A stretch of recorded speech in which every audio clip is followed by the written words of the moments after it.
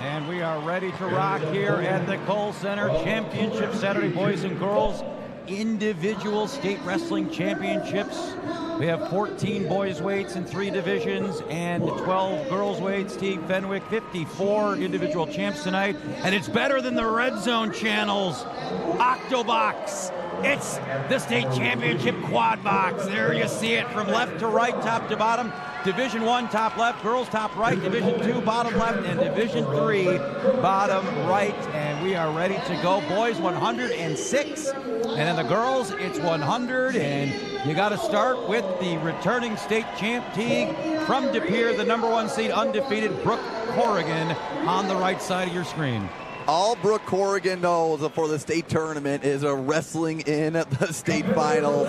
Corrigan, a one-stater freshman and sophomore year. Last year, a loss to Ava Gardner, who we'll be seeing a little later on. And her opponent, we'd say a local opponent, Joe, from Freedom, Kat Cook. Freedom and De Pere, about 12 miles apart from each other. Yeah, certainly know each other well in Division 1. It's Camden Rugg, the 1 seed. Jace Falk, the bracket buster. He's the 7 seed from Pulaski. In Division 2, it's a rematch from last year's state tournament. Colin Fry and Trenton Holzer. Fry won that a year ago.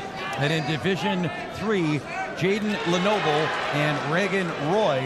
And we are underway, Teague. 4 matches, the quad box up and running. And here we go with our first matchups of the evening. So it looks like we have a couple of takedowns. We have takedowns almost across the board right now. Looks like Rugg up a 3-0 on Falk. They have wrestled earlier in the year. Rugg did a tech fall Falk at the Highlander late January. And also a sectional rematch over on Division 3. Jade Lenoble beating Regan Roy a 4-1 in the semis at sectionals in Valders last week. As you see, Rugg with the early takedown. Corrigan with a quick takedown, escaped by Cook from Freedom. Scoreless with Lenoble and Roy and Fry and Holzer. Here comes the offense, already 4-3. We told you these two Teague at 106 a year ago. That was in the Thursday night preliminary round. And one of the big changes that we're going to talk about throughout the broadcast, if you weren't with us for these 3 days, is you no longer have to follow your wrestler. You are guaranteed 2 matches. Probably that a big reason why the attendance was up, because all the wrestlers that maybe would have lost Thursday night in years past and had to go home were guaranteed a second match. And a case in point here, Fry and Holzer from a year ago. Now they meet in the state finals a year later. Yeah, great stuff to see here, Joe. As Corrigan looking for her 3rd title, up 6-1 now on a Cook. Still no score over on the D3 map between Regan Roy and Jane Lenoble. That Roy name looks familiar. Regan's older brother Ryan, a 4-time state place winner for the Rebels. And how dominant, back to Brooke Corrigan on the girls' mat on mat 2. Opening round fall, quarterfinal fall, semifinal technical fall. She's yet to go the distance, Teague. She's yet to make it out of the second period. So the real question for Cook is, how far can you go? So we have a fall attempt over on the Division 1 mat. And it looks like Falk is saved by the bell there, but not before Rugg. It picks up 4 near fall. Looks so strong on that turn with the half. We talk about Falk coming from the 7 seed. Teague, he knocked off the 2 seed in the quarterfinals, and then the 3 seed last night. Tegan Moore of West Salem Banger in a high thrilling match, 13-8. So does he have a little more Cinderella in him? He's going to have to come from behind now, down 7. On the similar score, but the result flipped as Falk actually lost to Moore in the semis at Bi-State. The score there, 13-10. So Falk able to turn the tables to be able to wrestle here Saturday night. Still scoreless in Division 3. Fry is opening up a bit of a lead now, 7-3 in the second period. Of course, we mentioned his teammate, Danny Heiser, coming up later on in this broadcast, chasing the history books with a 4th state title. Right now, his teammate off to a good start here, up 7-3. Joe Fry's head coach for Evansville, Kent Weiler, a familiar name in the Madison area. Yep. Used to coach with him at Middleton, and he moved over to Evansville about 5 years ago, and has done a heck of a job with that program. How about Evansville? 3, they bring 3 to state. All 3 make the finals. That's a pretty good winning percentage for the Aces right now. Yeah, looking to go a 3 for 3 tonight is Evansville, and right now Fry has them on a great pace for that. Corrigan up 9-2 midway through the girls' 100-pound finals match. Camden Rugg with a reversal over on mat number 1, top left. That gives him a 9-0 advantage currently. Really, the one we're waiting for action, Teague, is over on mat number 4. Lenoble and Roy scoreless through the end of the first period. We head to the second. Looks like it will be Roy's choice. He will take down Camden Rugg, just looking phenomenal in every phase of this match right now. Working a tilt. Over a shade over 40 seconds to go in the second period. Not often you stay up as lightly back-to-back years, but Rugg Teague did wrestle 106 a season ago, took third at this weight class. As nearly Corrigan in some danger there, was on her back, but able to get out of bounds. It is going to be points, however, for Cook, so hang on here is Catherine Cook, and these are big points potentially for Freedom in that team. We showed the graphic, Teague, the top 3 teams only separated by 4.5 points. Not only would this be a stunner on the individual side, this would be a big get for Freedom's team chances. And Joe, you cannot let up against Kat Cook. As she was losing in her semifinal match to Milton's Dylan Albrecht, was able to swing that one, win 6-5. And like you said, a huge swing in the girls' team race. So it is Corrigan still on front, but Cook cuts big time into the lead there with the takedown. Late in that second period, nearly got some back points. We're going to go neutral here to start the third period. Brooke Corrigan looking for state title number 3 with the lead. Speaking of scoring, I think it spoke into existence over on mat 4 as Roy picked up the reversal to take a 2-point lead. Winner by major decision. The match, Regan Roy of WIAA Fremont, who has the title. Teague, as there's our first state champion. Congratulations, Camden Rugg, with a tech fall in the state finals. What a performance. Third place last year, now finds himself at top of the podium. Look out here, Cook in on a takedown. And it is a 9-8 match with 1:15 to go. Well, Teague, we saw a couple of shocking upsets in the girls' semifinal last night. Do we have another shocking upset in the girls' final tonight? And Cook now has scored 6 unanswered points here. Right now, Cook going to work on top. It looks like her coach is maybe urging her to go on their feet. They're taking a good look at the clock right now. Joe, I just want to let you know some history made. Camden Rugg, first state champion in program history for Union Grove. Wow, and they've had a lot of state medalists, but how about Camden Rugg getting number 1 there? And there's the neutral call over on mat 2. Colin Fry has really opened things up. The Division II state final. So here we go. Let's bring it to the girls. 42 seconds to go. Corrigan chasing state title number 3. Cook, the sophomore, would maybe give her team the lead on the team score. We've got 30 seconds to go. A takedown, Teague, more than likely to decide it. Less than 30 seconds to go, and there's a second stall call for Corrigan. And Joe, that knots things up here in our first championship match of the night. Now 10-9, 20 seconds to go. The next call would be another point. Corrigan's going to have, with 15 seconds, calling still on the table, I would probably try and stay center of the mat, Teague, maybe get on a shot. Here's Cook in on that whizzer, and they go out of bounds. 8 seconds to go, 10-9. Corrigan trying to hang on for a third state title. If you are the Freedom sophomore, you have to flurry. Cook with a quick shot, needs to reset quickly. A throw attempt and easily fended off by Brooke Corrigan as the De Pere senior, 4 state finals appearances, enter career with her 3rd state title. Maybe the toughest of the 3 came in her final match of her high school career. Give young Miss Cook some credit. She made it interesting late, but Brooke Corrigan, state title number 3 for De Pere High School. Just the 3rd, or it would be the 3rd, I believe, 3-time state champ on the girls' side of things. We have a Haley Krieger for sure. Oh, number 2, right. We have someone else, Carly, looking to join that list. 3. So we have 2 matches still going in Division II. Colin Fry with a big lead, 14-4 in the 3rd period. The closest matches in Division III. The 2-seed Roy leads the top seed Lenoble 2-0. 1 minute to go in that 3rd period, Teague. And right now, Roy in a shot. You like to see someone, even when they have the lead, staying in on the attack, Joe. We're midway through the 3rd, potentially dangerous call. We'll get a reset with 1 minute to go. And now Colin Fry, we've seen him open up so many matches and close it out for himself in that top position. But Holzer with a little flurry able to get some separation now, 14-5. Probably going to reach it deep into his bag of tricks. Yeah, he is in on the shot. Fry will give that up all day. It's more about time than points right now that you're concerned about with Colin Fry. Hangs on to the leg. The official does signal 3, but that's going to still be a long gap here. Now Fry drops down to a leg, and it looks like Colin Fry, Evansville, is going to pick up a state champion here, Teague, at 106 pounds. It goes final 14-8 for the wrestler, the sophomore, 55-2. And the crowd getting fired up there, Teague, over on the Division III mat. As look at this action right on the edge of the mat. Trying to hang on here for the final 5 seconds.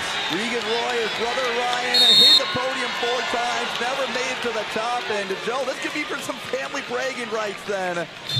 Got to hang on for 4 seconds. Quick low leg single counter.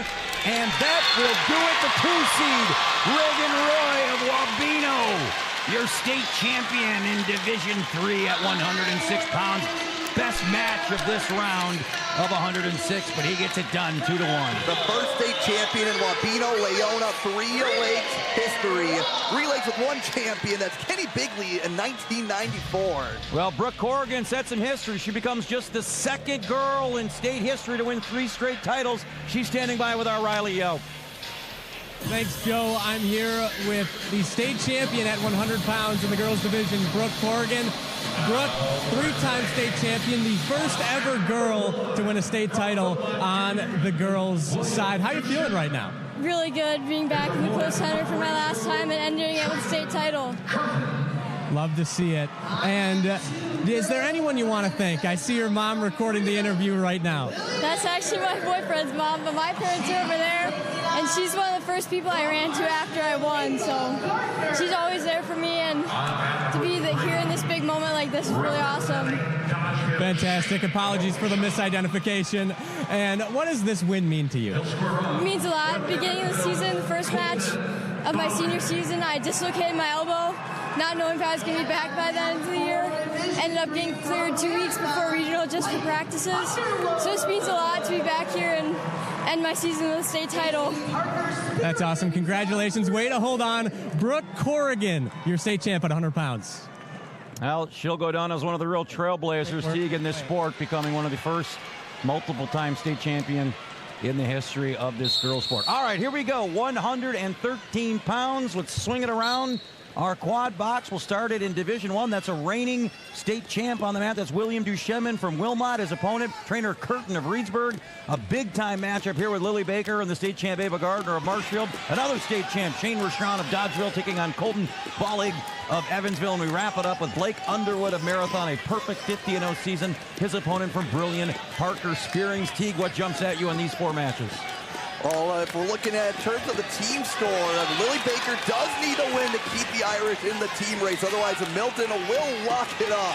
Become the first ever official girls team state champions on the girls' mat. Yeah, no pressure. You're only wrestling the reigning state champion. The people's champ at that, Ava Gardner from Marshfield. And picking up a takedown on mat number 3, Shane Rashawn, who is wrestling Colton Bollig of Evansville for the 4th time this year, Joe. We know about those Dodgeville Dodgers and their final magic. They went on a streak over the course of 3 years, 30-0 in the Kohl Center. And they have been 12-0 in this weight class, now make it 15-0 going into these finals. Dodgeville has won this weight class 3 consecutive years. This is the 4th year in a row, Teague. Dodgeville's had a wrestler in the finals at 113. Dare to say that's probably never been done. Rashawn, obviously just a sophomore. As we go over to Division I with the takedown is William Duchemin. So we had a couple of freshmen winning state titles a year ago. They're on the mat, and they both off to early leads. Yeah, Duchemin striking first in the 113-pound final. This, Joe, a rematch of the on-the-water semifinals at Oshkosh. Curtin beat Duchemin 6-3. Took some extra wrestling. It was a sudden victory. Could we have the same dramatics tonight? I guess we will find out. And speaking of dramatics, Curtin pulled some dramatics last night. He took down, with seconds remaining, the number 2 seed and previously undefeated Zane Beal of Arrowhead to get here.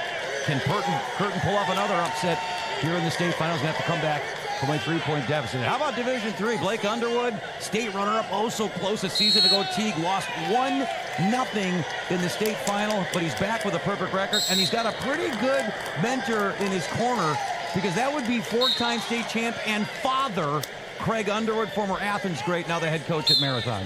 Yeah, and Underwood are looking to become Marathon's first state champion in their program history. Right now, the 3-point lead over on mat number 4. He started the second period on bottom. Parker Spearings in his sophomore year, already making the podium twice. This year, he wants to finish on top, working out that 3-point deficit at the moment to start the second. Ava Gardner's opened things up on mat 2. She's up 6-0. We have a 3-1 right now. Things are living up to the hype in the Division II final. And outside of Ava Gardner's friends and family, there are no bigger fans than the folks in Milton, because as Teague mentioned, if Gardner wins this, Freedom will be mathematically eliminated, and Milton will win the first ever girls state title. So a lot riding on the line in this match, as Duchemin takes a 6-0 lead now into the second period. Underwood 3-0 in period 2. And Rashawn and Bollig, the closest match right now. That is 3-1 heading into period number 2. 6-0 for Duchemin. A pretty commanding lead for the sophomore. And Duchemin, the talks are quiet, right? Because you're just one in, but sophomore already won a state title last year. He's looking to go 2 for 2. And right now, the Wilmot Union sophomore opening up an 8-point lead with his third takedown of the match. Yeah, Duchemin as a freshman last year, he was the top seed at 106, just one loss as a freshman, defeated Andy DiPiazza of Kaukauna a year ago in that 106 final, but going to be a lot bigger margin right now if Trent Curtin's going to have to come back down 8 here in the second period. How about Ava Gardner, Teague? 12-0 for the reigning state champ. She bumps up from 100 pounds and looking for state title number 2 and cruising right now in this second period. Yeah, looking for a one-more tilt. She's so efficient with that bar and wrist. It can turn from any direction with that. You see her kind of making that adjustment, changing direction on Baker at the moment. More family lineage here at Matt's side, as Lily Baker's father, Brad Baker, helping coach the Freedom freshman. She looks to fight off a tilt from a Gardner. No swipes yet from the official. Yeah, you see our 2 official crews making sure every call is got right, and these are the best officials. They're graded by the coaches all season long. The highest rated officials end up here at the state tournament. Look at that, Bizarre. Granby. Wow. This isn't Athens, but he maybe took a few notes from Dad's day back in the Athens roll days of the mid-90s. Granby roll efficiency has to be a genetic trait, Joe. So it's a 5-0 lead. Now, and that reversal, by the way, came with just 10 seconds to go. Underwood's going to ride out Spearings, so Blake Underwood in control now, Teague. In Division 3, he leads 5-0 heading to period number 3. The closest match is in Division 2. How about Rashawn and Bollig? And you talk about it, Teague, they've wrestled 4 times this year. Tough to beat an opponent twice, 3 times. Now we're at number 4 here with Rashawn and Bollig. And Rashawn looking to tie up the season series, and you just got to say, it doesn't matter what happens before state. This is the one that touches one throw. Colton Bollig ripping a headlock. Oh, maybe they're going to wave it off. And not even a takedown call, Joe. It was close at the end of the period. I think no near fall, certainly the right call. Takedown, that's a... Oh, and it looks like there was a take. Okay, this added it to the scoreboard late. So there is the takedown. Yeah, I think the question was whether near fall or not. There's not, but Bollig now has reeled off 5 unanswered, Teague, and the freshman trying to dethrone the reigning state champ from Dodgeville, Shane Rashawn. Bollig just seems to get better as the match goes along from what we've seen from him this year. And Rashawn looking to hip over, put himself in a dangerous spot. And Bollig almost capitalizing on it. Right now a 10-point lead for Duchemin on mat number 1. Gardner working for a reversal, can pick up an escape as well. She will get the 2 at the edge of the mat. Now 1 point away from her second state title. And Colton Bollig is going to pick up some slight more in the center of the mat. Center of the mat, plenty of time, know where you need to be. Now kind of that bundle right there. And there's the ball, the freshman stuns the state champ. Evans on a roll, back-to-back state champs. Shane Rashawn cruising Teague with a 5-0, and then Bollig the switch, and we have another freshman state champ from Evansville. Two wrestlers with four-time state champ aspirations on their mind, and the volley comes away in round of 4. What a match, Joe. And we got 5-2. Spearing's making things a little closer over on Division 3. Gardner in control, Duchenne in control. As look at this, here's the bill. This is going to be probably a lead for Spearings. How much near fall was awarded, that's going to be the difference here. It looks like the full 4, which would give Spearings Teague a 6-5 league, and Underwood's in trouble here. He can't move. And I'm not going to say nothing. No swipes. Whoa. Real quick, Joe, William Duchenne 2 for 2 in his high school career, beating Trainer Curtin. I guess that, you know, the bridge was high up enough that there wasn't swipes. And I guess Blake Underwood gets the bridge award of the century for somehow avoiding the swipes there. He's your state title, and it should be just like this, Teague. The stage is all yours. Ava Gardner, there it is. State title number 2 in dominating fashion, 14-0 over the freshman from Freedom, Lily Baker. And if our math is correct, congratulations, that will give Milton the girls' inaugural team state title. Ava Gardner, the people champ, now the 2-time state champ out of Marshfield. What a state finals it's been so far. 2 weight classes in, and plenty of great action still to come here tonight. Well, the freshman is a freshman no more. Pulls the stunner in the D2 final. He's standing by with Riley. As soon as you can. Here with Colton Bollig, your state champion from Evansville. Colton, you set fire to the script. Shane Bashan was looking for potentially his second of possibly 4 state titles, but now you, as a freshman, on track for 4. How are you feeling right now? I'm feeling fantastic. What does that win mean to you? It means a lot, but Shane's one of my partners at the club, so it's kind of hard, but gotta put ourselves first. Yeah, so you're awfully familiar with Shane then. So what did you see today that gave you that confidence to go out there and get the job done? I'm not really sure. I just stuck to my routine and tried my best, I'd say. Anything else you want to let the folks at home know? Go Devils. Thank you very much, Colton. Back to you guys. Good stuff there from the freshmen. We've got a few champions to crown, or have crowned, many more to crown. We'll get to it. Now, a message from your local station. This is your WIAA network station. At Sims Exteriors and Remodeling, our promise to you includes upholding a steadfast commitment to hard work and perseverance in all our endeavors. Our team is committed to you. Better home, better values, better call Sims. Having trouble getting car insurance because of your driving record, no current insurance, or have an OWI? Need an SR22? Call locally owned Compliance Insurance. Auto insurance for all drivers. Visit us online or call Compliance Insurance today and drive today. I think RVA is doing an excellent job of preparing the kids for college. My daughter, who's a junior, is going to start college classes, and she could graduate with almost a full associate's degree. I think the one thing that people should know about RVA is how well-rounded it is with all the extra things that they can do, not only through school, but through student council and National Honor Society. The teachers are the best, and the students in RVA are really helpful. I think it's a great program. They're delicious down to the very last bite. Nothing brings bigger smiles to every occasion than Nothing Bundt Cakes. Stop in today for the Reese's Chocolate Peanut Butter Bundt Cake. Nothing Bundt Cakes. Make someone's day delicious. Over 95 active auctions right now, like this 4-wheel drive pickup for $100, or this refrigerated semi-trailer. Okay, maybe not this week, but this John Deere Gator for $100, definitely. Make a bid, get a deal, don't miss out. WisconsinSurplus.com.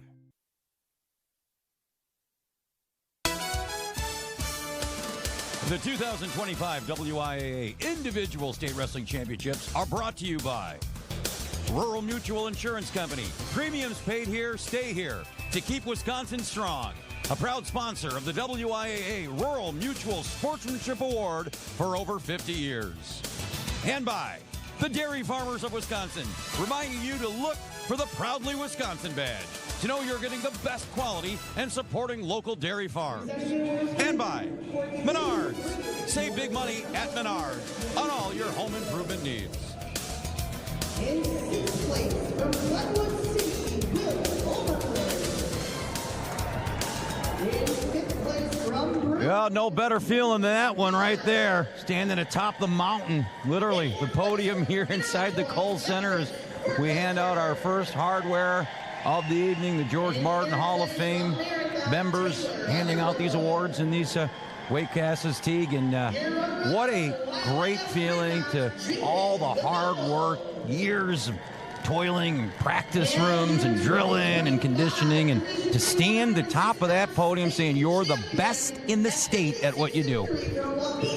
So as we get into 120 pounds of 4 of the guys and a 114 for the girls, believe it or not, we have another rematch that we're going to be looking forward to on a Division II. We have Lane Anderson, the 38-1 senior, 2-time place winner. He's squaring off against Melvin GET's Colton Cost, the 45-2 junior. These two met at the Bi-State tournament, and what I like to call a pitcher's duel, where Anderson won a 1-0. And there you see our full board there. A couple of state champions there at the bottom, Grudenfelder and Whiting.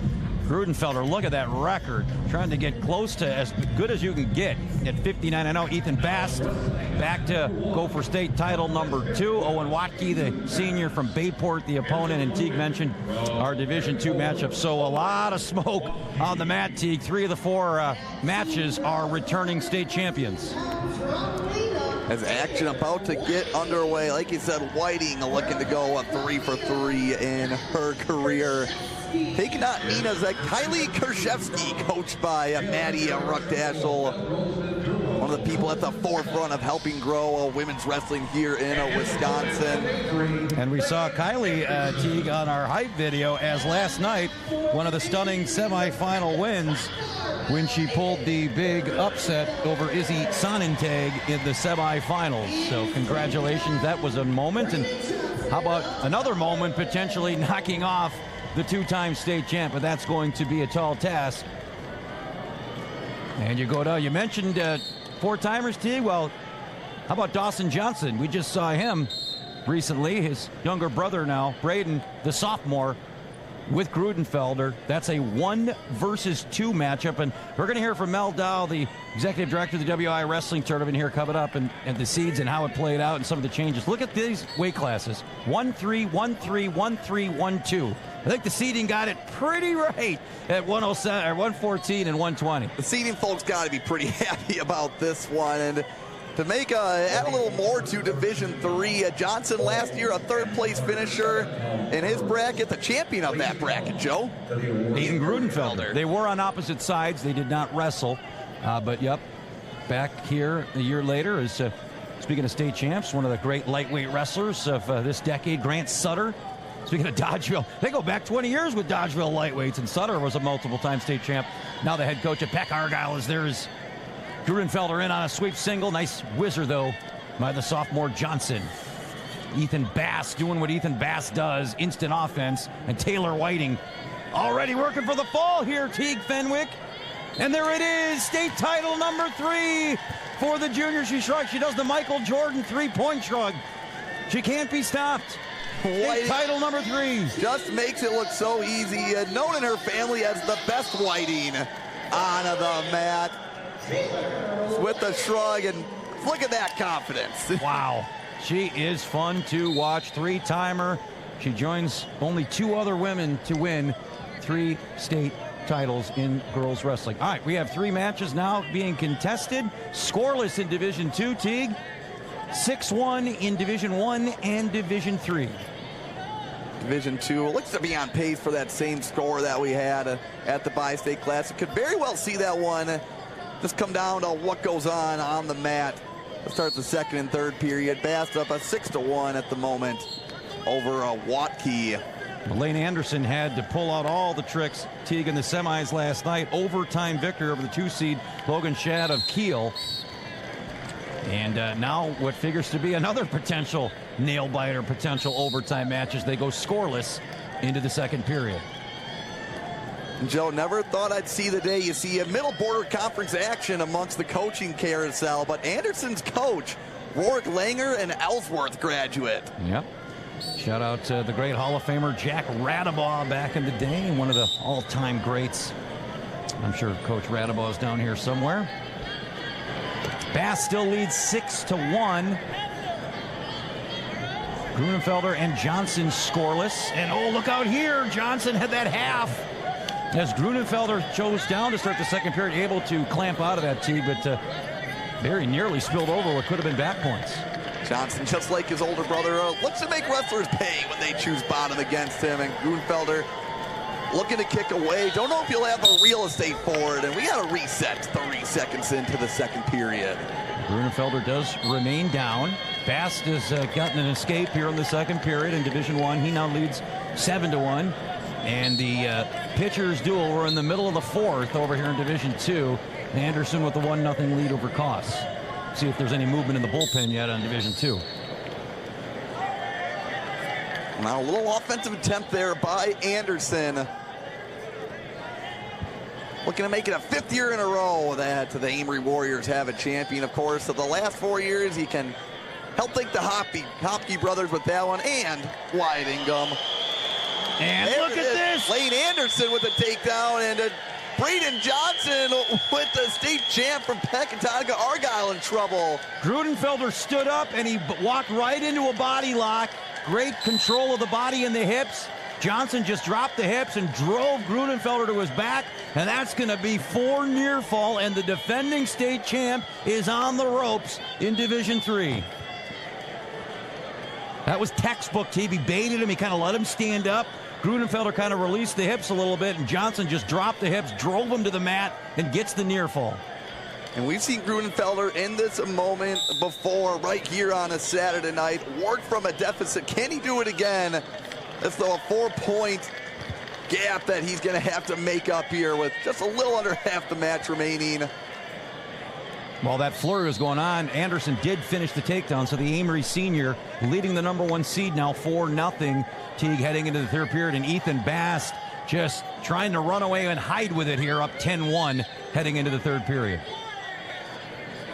Bast, like we talked about on the pre-show, looking to be the 10th West Bend West state champion in the matter of 5 years. You can credit 7 of those to the Mirasolas and 1 to his older brother, Ben.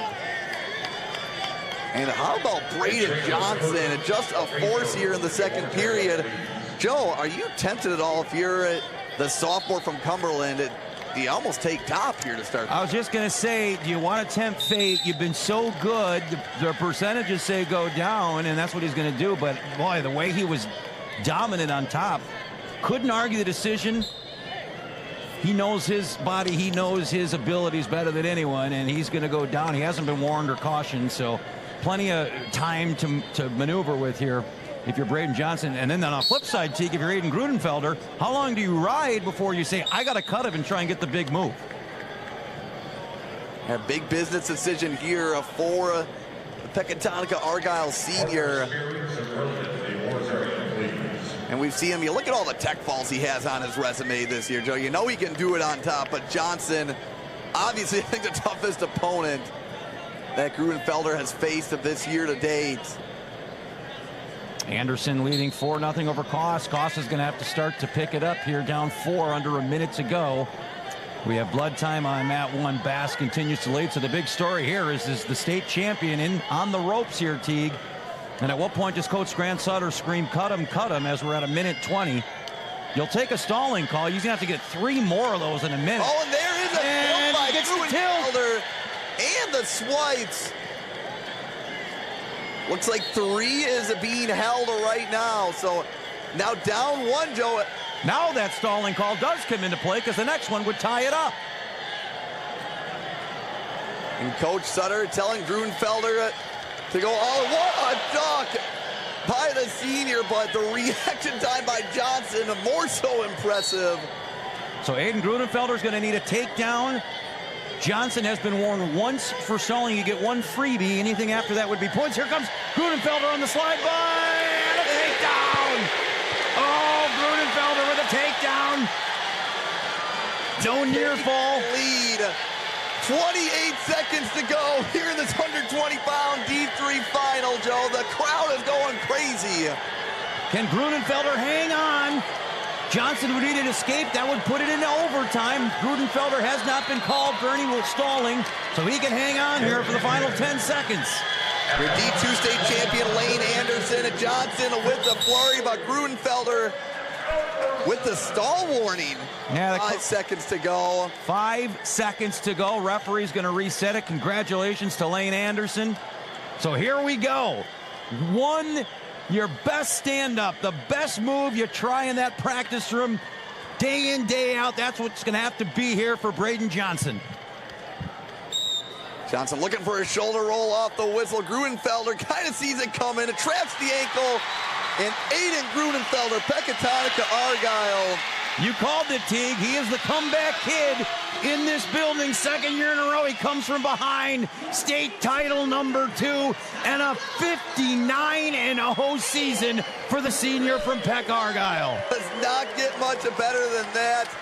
As it looks like the whole town's a Peck Argyle.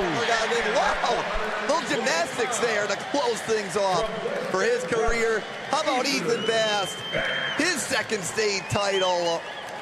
Multiple championships abound in this round here, Joe. Talent all over the map in these 4 matches. Speaking of talent, pretty good ones. The 3-time state champ from Lena, and she's standing by with our Riley Yelp. Thanks, Joe. Yeah, I'm here with Taylor Whiting, a 3-time state champ with the possibility of being the first ever 4-timer come next year. But staying in the present, Taylor, what does this third mean to you? It means a lot. I mean, this year I really wanted to go in and dominate, and I think I did just that this weekend. Yeah, and I noticed this right when you came up for the interview. You didn't break a sweat out there. What's your secret? Training hard, trusting my coaches, and especially my family. My dad is a really big support system for me. And I noticed you also did the Michael Jordan shoulder shrug, the finger wag. Where does this confidence come from? I really trust my training again, and working hard all year round means a lot, and the opportunities I get, it means a lot to me too. Thank you very much for the time. Congratulations, Taylor Whiting of Lena. Back to you guys. Let the chase for history to begin. Taylor Whiting, congratulations. We've got a lot more great wrestling action and storylines to unfold here at the Kohl Center. Now, a message from your local station. This is your WIAA network station.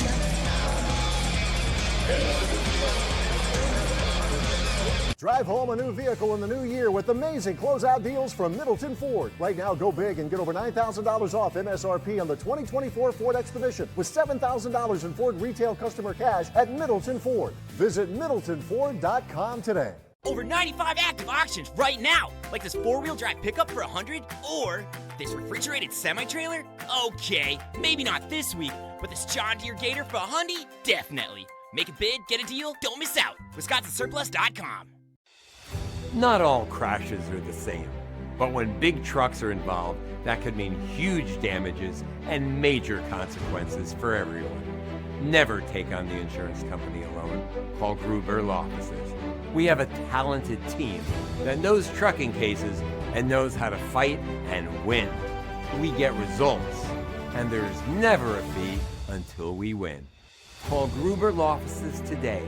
One call, that's all. At Muir Roofing Construction, 99% of our residential roofs are done in a day and come with a lifetime shingle warranty as well as a 15-year craftsmanship warranty. Call me, Jim Muir, for roofing, siding, and gutters. And remember, as always, we do it right at any height. Drive home a new vehicle in the new year with amazing closeout deals from Middleton Ford. Right now, get the 2024 Ford Escape with 1.9% financing for 66 months, plus $2,000 in Ford credit bonus cash at Middleton Ford. Visit MiddletonFord.com today.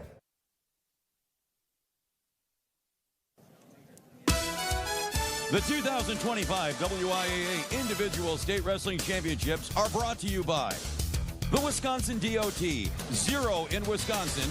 Together, we can save lives. And by the Wisconsin Education Association Council. The WIAA thanks all public school educators giving their all this school year. WIAA, we teach, we inspire. Yeah.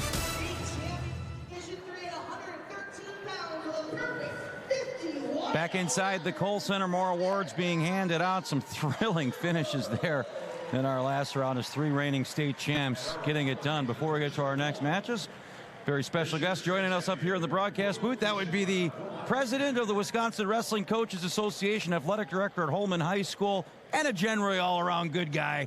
That would be Jason Luloff. Hey, man, congratulations on a great season. Got to start with the changes, some seismic changes. We'll start with the girls because they seem to be stealing the show here all weekend.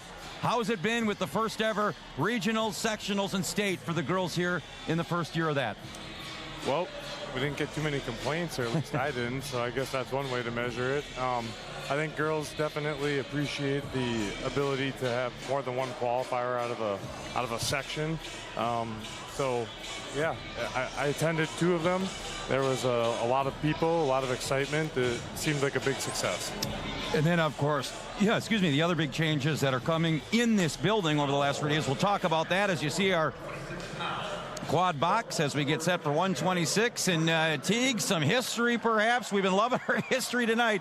Well, none more than on mat number 4, Koji Campbell. We highlighted him in our pregame show. Looks to become number 30, the senior from Kenosha St. Joseph's. The opponent, Lucas Orloff, the 2 seed. We just saw his teammate, Aiden Grudenfelder, pull off a stunner. Does Orloff have an upset for the ages here against Campbell in the chase for history? Orloff will have his work cut out for him. And Joe, way to announce Campbell first, as he's known to be a quick operator these last few weeks. I'd have to say over 50 times in his career he's pinned an opponent within the first minute of the match. And at the state tournament, it is no different. So it'll be interesting to see how Orloff can find a way to maybe slow down the 3-time state champion. And then one of our highlighted girls matchups, the only state champion versus state champion returning in the girls division, Angie Bianchi, MJ Newman. What can you say, Teague? This is someone's going to have to go home with some hard luck as a 2 state champs squaring off on mat 2. State champ versus state champ, and a Northeast battle as these 2 were in the same region and the same sectional. Bianchi won both matches 3-0 against the Newman the last 2 weekends, but anything can happen on state championship night. And then Carson Newbert, the top seed from Luxembourg Casco, Max Hay, the 2 seed, and chalk holding there. The other big thing, lots of big things, Jason, but one of them, obviously, the changes to the format of the bracket. I love it, the guaranteed 2 matches. How did that come to be? And I would assume, based on ticket sales and attendance and the excitement, that guaranteeing 2 matches was obviously something very important to the Coaches Association to get it here, and now we're seeing it. Absolutely. There's been a big push from coaches, teams alike, wanting the opportunity to wrestle 2 matches when they qualify to Madison. Previously, that wasn't always the case. If you lost and then the person who had beaten you lost, you were out. People invest a lot of time and effort into this. They put a lot of money into this, parents, tickets, all that. And so guaranteeing 2 matches seem to be wildly successful this year. And then obviously the other one, changing the consolation wrestlebacks. In years past, you lose in the semifinals. And boy, as a former coach, being there, tough to get that semifinal wrestler up to wrestle. You make it to the semifinals, you wrestle for 3rd. You lose and you get to the wrestleback, you wrestle for 5th. Makes it, to me at least, more uniform, more easy for the fans to follow. Yeah, definitely easier to follow. I think, that the verdict's still probably out about how people feel about that. There's always going to be a situation where, like, oh man, I really wish this young freshman that didn't necessarily maybe acquire the seed that they could have because they're a freshman had that opportunity to wrestle to 3rd. But overall, I think it was clean. I think it was easy to follow, and we'll keep our eyes and ears open for the feedback as we close out this tournament. We'll be tracking Koji Campbell throughout this segment, guys. And Teague 3-1. We talk about instant offense. Last night he fell down early, reeled off 19 straight points to tech his semifinal opponent, and Koji Campbell off to an early lead. Yeah, his opponent, Zade Grassel of Auburndale, who's usually the one on the other side of that equation. As Campbell, a great takedown. Look at that mat awareness to go up 6-1 with 12 seconds to go in the first. Joe, how about Division II, the 3 and the 4 seed? We knew it was a talented and deep bracket. Blake Endrace of Sugar River, Aiden Peters of Seymour going at it right now. Endrace up 6-2 heading into the second. And then in the state champion battle, Bianchi and Newman. Bianchi takes a 3-0 lead into period number 2. Well, we talked about the changes, Jason, that we've seen this year. How about give us a sneak peek of what's to come in 2026, because I know you guys aren't done yet, and this tournament continues to evolve and get bigger and better. What can the fans look forward to in 2026 and beyond?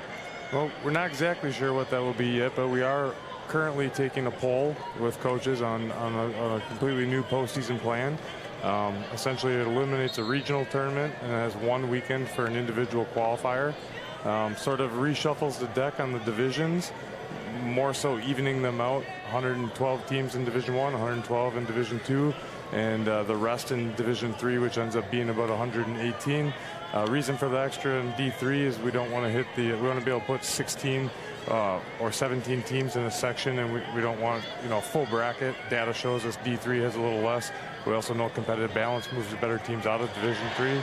So I love it. I think that the more opportunities to make that sectional and make that the true kind of super qualifier, and I'm excited to see how it goes. And speaking of seeds, Jason, I'm sure the final data will wait to come out, but Teague and I did this last week. I look here, you have a 1 versus 2, a 1 versus 3, and a 1 versus 2. Sure, you're going to have that outlier 4-3, but boy, through these first 4 weights, it's been a lot of 1s and 2s here in the state finals. And I wouldn't even say a 4-3 is an outlier. I think we're trying to really separate 4 of the best people in the bracket and give them an opportunity to wrestle to the championship.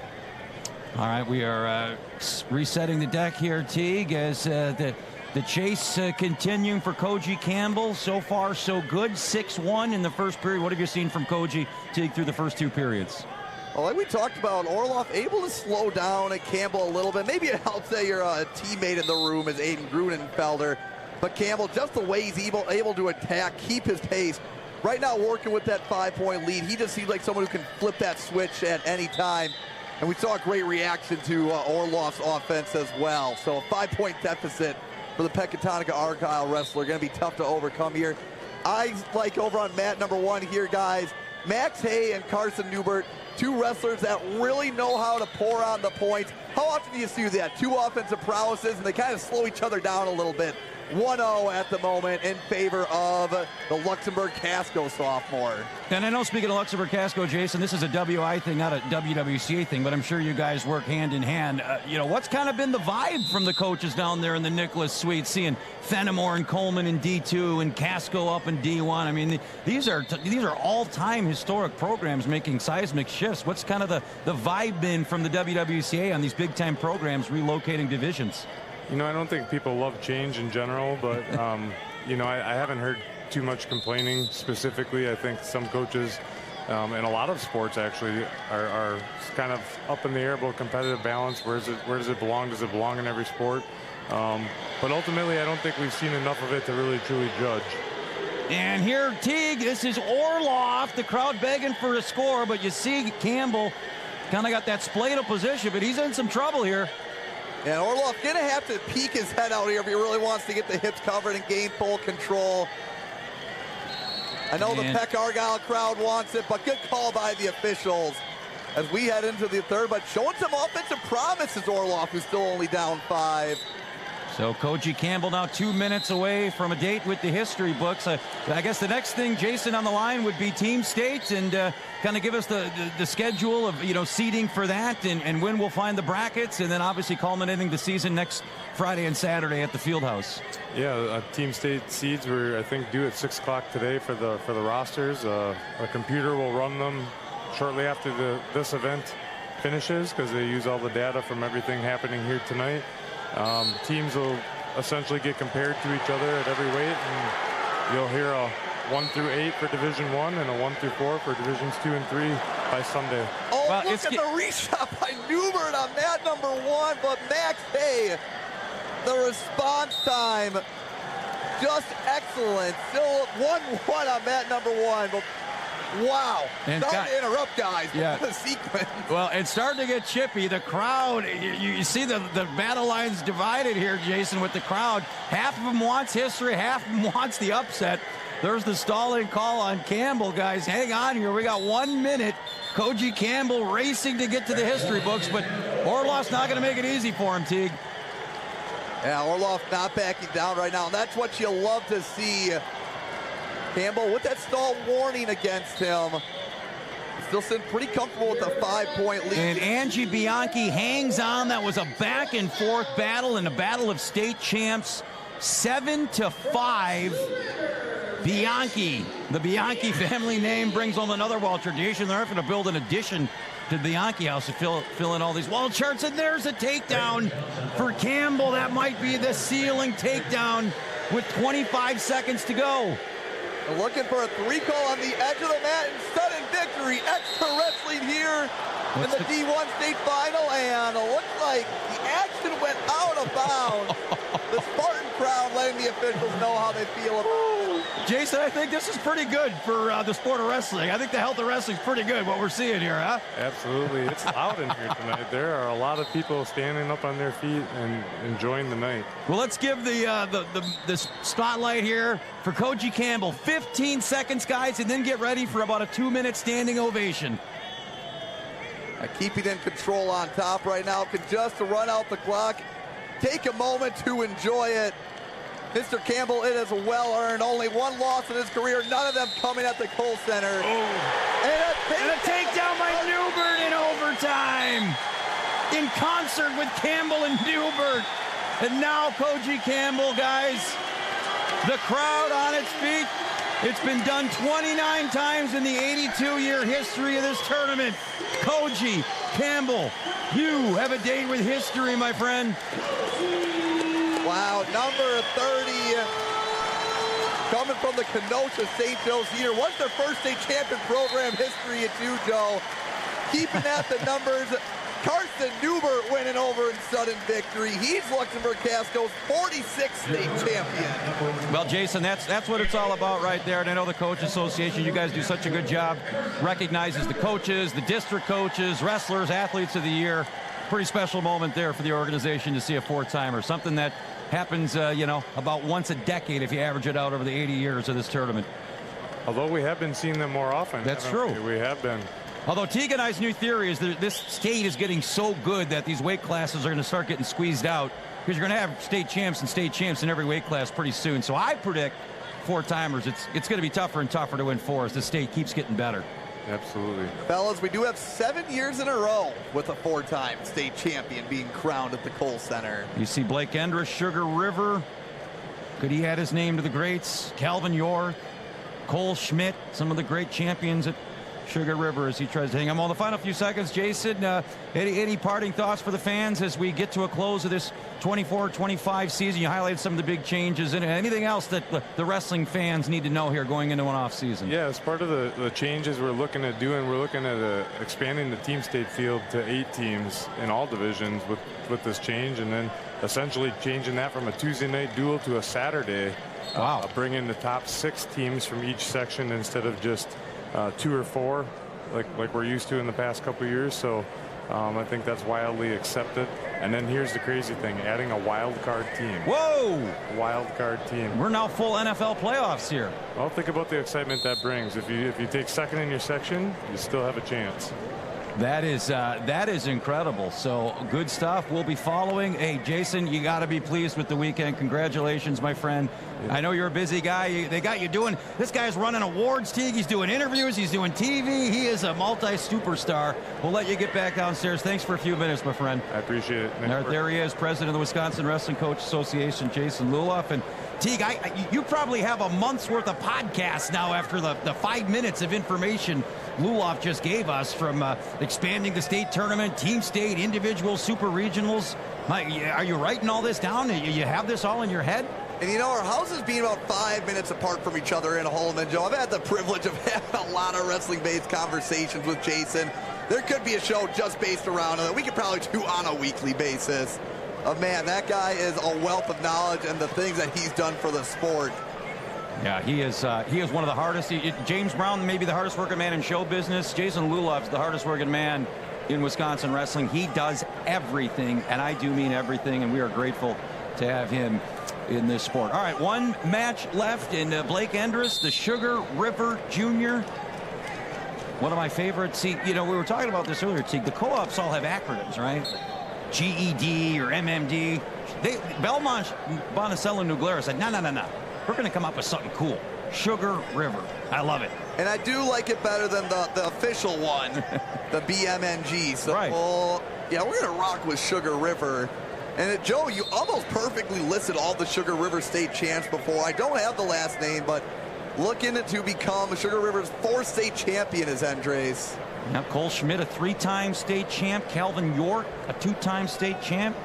Wrestled for the Badgers, those guys, both national champs back in the early 2000s. As we have an injury here for Enders. Looks like maybe his neck got kind of crinked up there. Well, we're going to hear from Koji Campbell coming up here in a bit, Teague, but I mean, you can't undersell how hard that is. You can't undersell how hard winning one of these things is. To do it 4 times, otherworldly. And Joe, it feels like so long ago already, but 3 years ago, his freshman year, Campbell was losing in the 3rd period against the Glenwood City's Ian Radden. So when he came back, had a huge throw to get the fall in the 3rd period, and that's when he put the world on notice. I believe it was IGH's Elliot Biba that he beat in the finals to capture his first one. His sophomore year, Joe, guess who he beat? Another Swall opponent, Roan Carey of Mineral Point, who we're going to be seeing later going for his 1st state title. And a amazing career for Campbell, just the 1 loss in 4 years. And we hope Enders is okay here. The trainer's up. He looks to be on his feet. And I can tell you, man, as someone who's had multiple stingers, when that neck gets kind of crinked awkward, you're trying to bridge out of something, Teague, and you get that stinger, that rush of lightning and electricity from your top of your head down to your fingertips. It's not pleasant. But how about Enders? He comes out of injury time right into a double leg. It's kind of the wrestling version of prevent defense, right? You take a shot, you hold on to it, kill some time. Aiden Peters saw him down for a little bit. Sometimes those guys can be like a shark smelling blood in the water, right? And right now, Andres just holding on for dear life. A stall warning against the Sugar River senior. And Aiden Peters staying after it, but time running short for the Seymour sophomore. 2 Seymour Lightning in the final tonight, Joe. But in the meantime, Blake Andres with that takedown is going to put it away. And the Sugar River senior becomes the 4th state champ in a program history. How good was that? We had a 4-timer, we had 2 state champs wrestle, and we had 1 versus 2 end in overtime. Are you kidding me? You couldn't write this up or make it up in a Hollywood script or an Amazon Prime home video movie. This is incredible stuff, and we're not even halfway home here from the Kohl Center Madison. There you go, Blake Enders. Congratulations. We're all going tubing on the Sugar River as soon as the weather gets nice to celebrate that state title, Teague. You bring the cooler. All right, we are coming back with lots more wrestling action. Now a message from our statewide sponsors. This is your WIAA network station.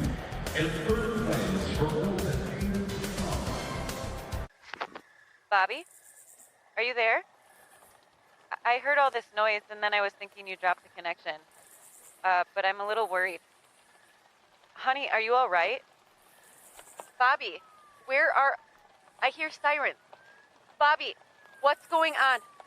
Please answer me. Oh, God. Bobby, no.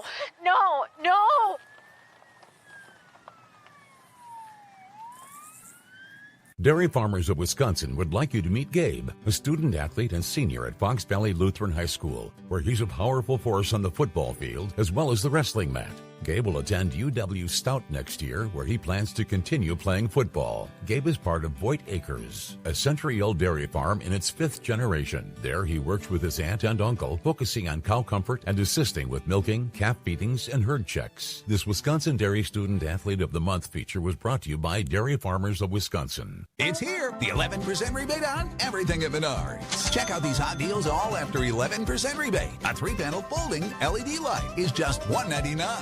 A pair of lined suede gloves, only $5.99. Get a gallon of white vinegar, just $1.89. An 8-pack of bubbly sparkling water, only $3.49. These great deals won't last long, so save today. Plus, sign up for Menards emails for more big savings right to your inbox. Save big money at Menards. The 2025 WIAA Individual State Wrestling Championships are brought to you by the Dairy Farmers of Wisconsin, reminding you to look for the Proudly Wisconsin badge to know you're getting the best quality and supporting local dairy farms. And by Menards. Save big money at Menards on all your home improvement needs. And by the Wisconsin DOT. Zero in Wisconsin. Together, we can save lives. Now, there it is. That's what it's all about, that wall chart.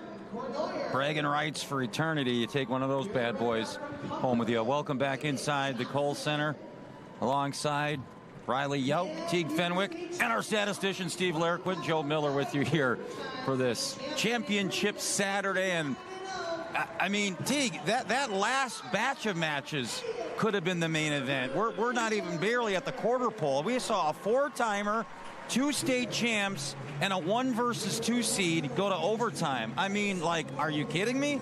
And you can just feel the excitement in the crowd as it shifted from end to end. What a round. It's going to be hard to top that one in this upcoming round. We got our 132-pound finals. Just so the folks know, especially if you're looking for the next ladies match, there will not be a girls match this round, as 12 weight classes, they go 4, break, 4, break, and then close out with 4. So we got 1, 2, and 3 boys about to take the mat here. How about Division I? Hudson's Liam Neitzel looking for his 3rd state title. Mat 3 of Freedoms of Peter Tomajevic, a finalist last year, taking on a Brady Collins of East Troy. And on a mat 4, Riverdale's Lakota Brewer, his opponent. They Marathon had their first state champion program history. Can they get number 2 right away?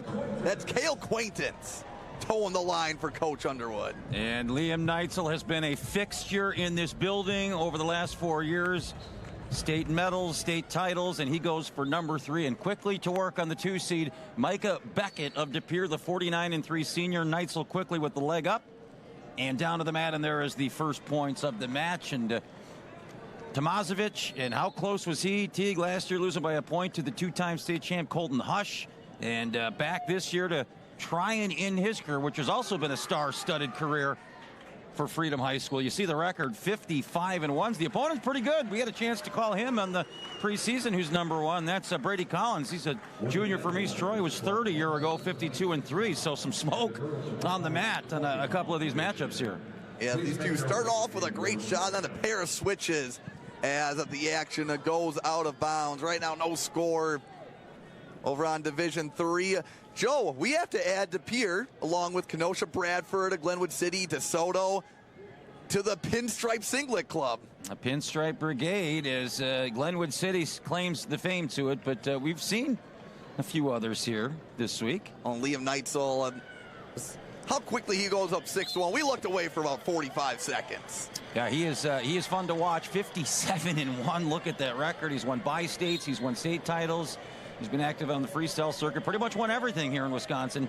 As Liam Neitzel trying to get one more for the road for the great Hudson Raider program and head coach Chris Hansen. And a slick trip there by the Freedom senior. Tomajevic takes the 3-0 lead. Now going to work on top. And the busted bracket in this weight class is Division III, Teague. The 4 wrestling the 6. You look at the other 2, 1-2, 1-2. So it's chalk in Divisions 1 and 2, but Division 3, this bracket got busted up a little bit as the 4 and 6 seed make the finals. Quaintance beat the 3 seed Rigoberto Taez of Oostburg 13-6 into the quarterfinals. And how about that semi last night against Shiocton's Isaiah Sanchez? 15-13, an absolute barn burner, Joe. And then Brewer stunned the top seed Tate Flegg. Roger Flegg from Aquinas, 3-2. So there was upset, then upset, and they were, of course, the semifinals with 8 matches. They were side by side. The crowd was going nuts as one after the other with back-to-back upsets. Here they are, a 4 and a 6 seed in the state final. And now Neitzel up 6-1 going into the second. How about Micah Beckett of De Pere, though, reaching the state finals for the 2nd time in his career? Yeah, he's going to have his work cut out for him here. Down 5, but boy, we've seen bigger margins, deficits made up here tonight, Teague. Grunenfelder a while ago and a couple others in the girls bracket, as no lead's really been safe. So Neitzel's going to probably have to keep the offense going here as he does get the escape there. Tomajevic up 4-0 now. First period takedown, early second period escape. And Collins in on a shot, but look at Tomajevic turning that defense into offense, getting right in on a leg with the counterattack, and now taking a 7-point lead. Just over 30 seconds into the second period. Neitzel still up 7-1, early goings of the second. And we have a stall warning, Joe, over the Division III final. And a match with no score midway through that could prove to be pivotal. Yeah, absolutely. You get, again, you get one freebie. The first one's a caution. After that, it's points and ultimately could be a match disqualification. Long way before we get there. But I think the story there is the 1 point, Teague, in a 0-0 match late in the second period could be a big-time difference. Looking at the records here, just some gaudy records all across the board. Neitzel's only lost to a nationally ranked wrestler in the Cheesehead finals, and Tomajevic, a Cheesehead champion, his only loss. He had to go all the way down to Iowa from Freedom, Joe. I wonder what that trek was. That was at the Dan Gable Donnybrook. Well, it'd probably be similar to going from Riverdale to Crandon. It's about as far marathon. Sorry, that's about as far away as you can get part of the state. Well, hey, we will be seeing a Crandon state finalist a little later tonight, so good sneak peek there for the folks listening in. Oh, Quaintance, the 6th seed, taking Brewer to his back. It's going to be a takedown and some near fall here, and this thing goes from 0-0 to 6-0 in a blink of an eye, Teague. Great wrestlers that know how to score at the end of periods, Joe. And Quaintance doing just that. And how about Marathon? What a night they've had thus far, and looking to add to their hardware haul here at 132 pounds. Tomajevic and those records we talk about, all 3 50-plus match winners. Beckett at 49, Collins, Tomajevic, Neitzel north of 50. Talk about Marathon having 2 finalists. Freedom with a couple finalists as well. As we'll see Hunter Vanderheiden wrestle at 285 for Freedom. And also Riverdale, Brewers teammate Brody Neese, wrestling about in the next weight class here.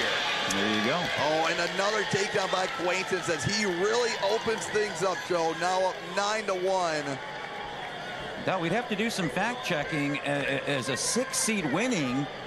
I know Steve's good. We'll see how good he is.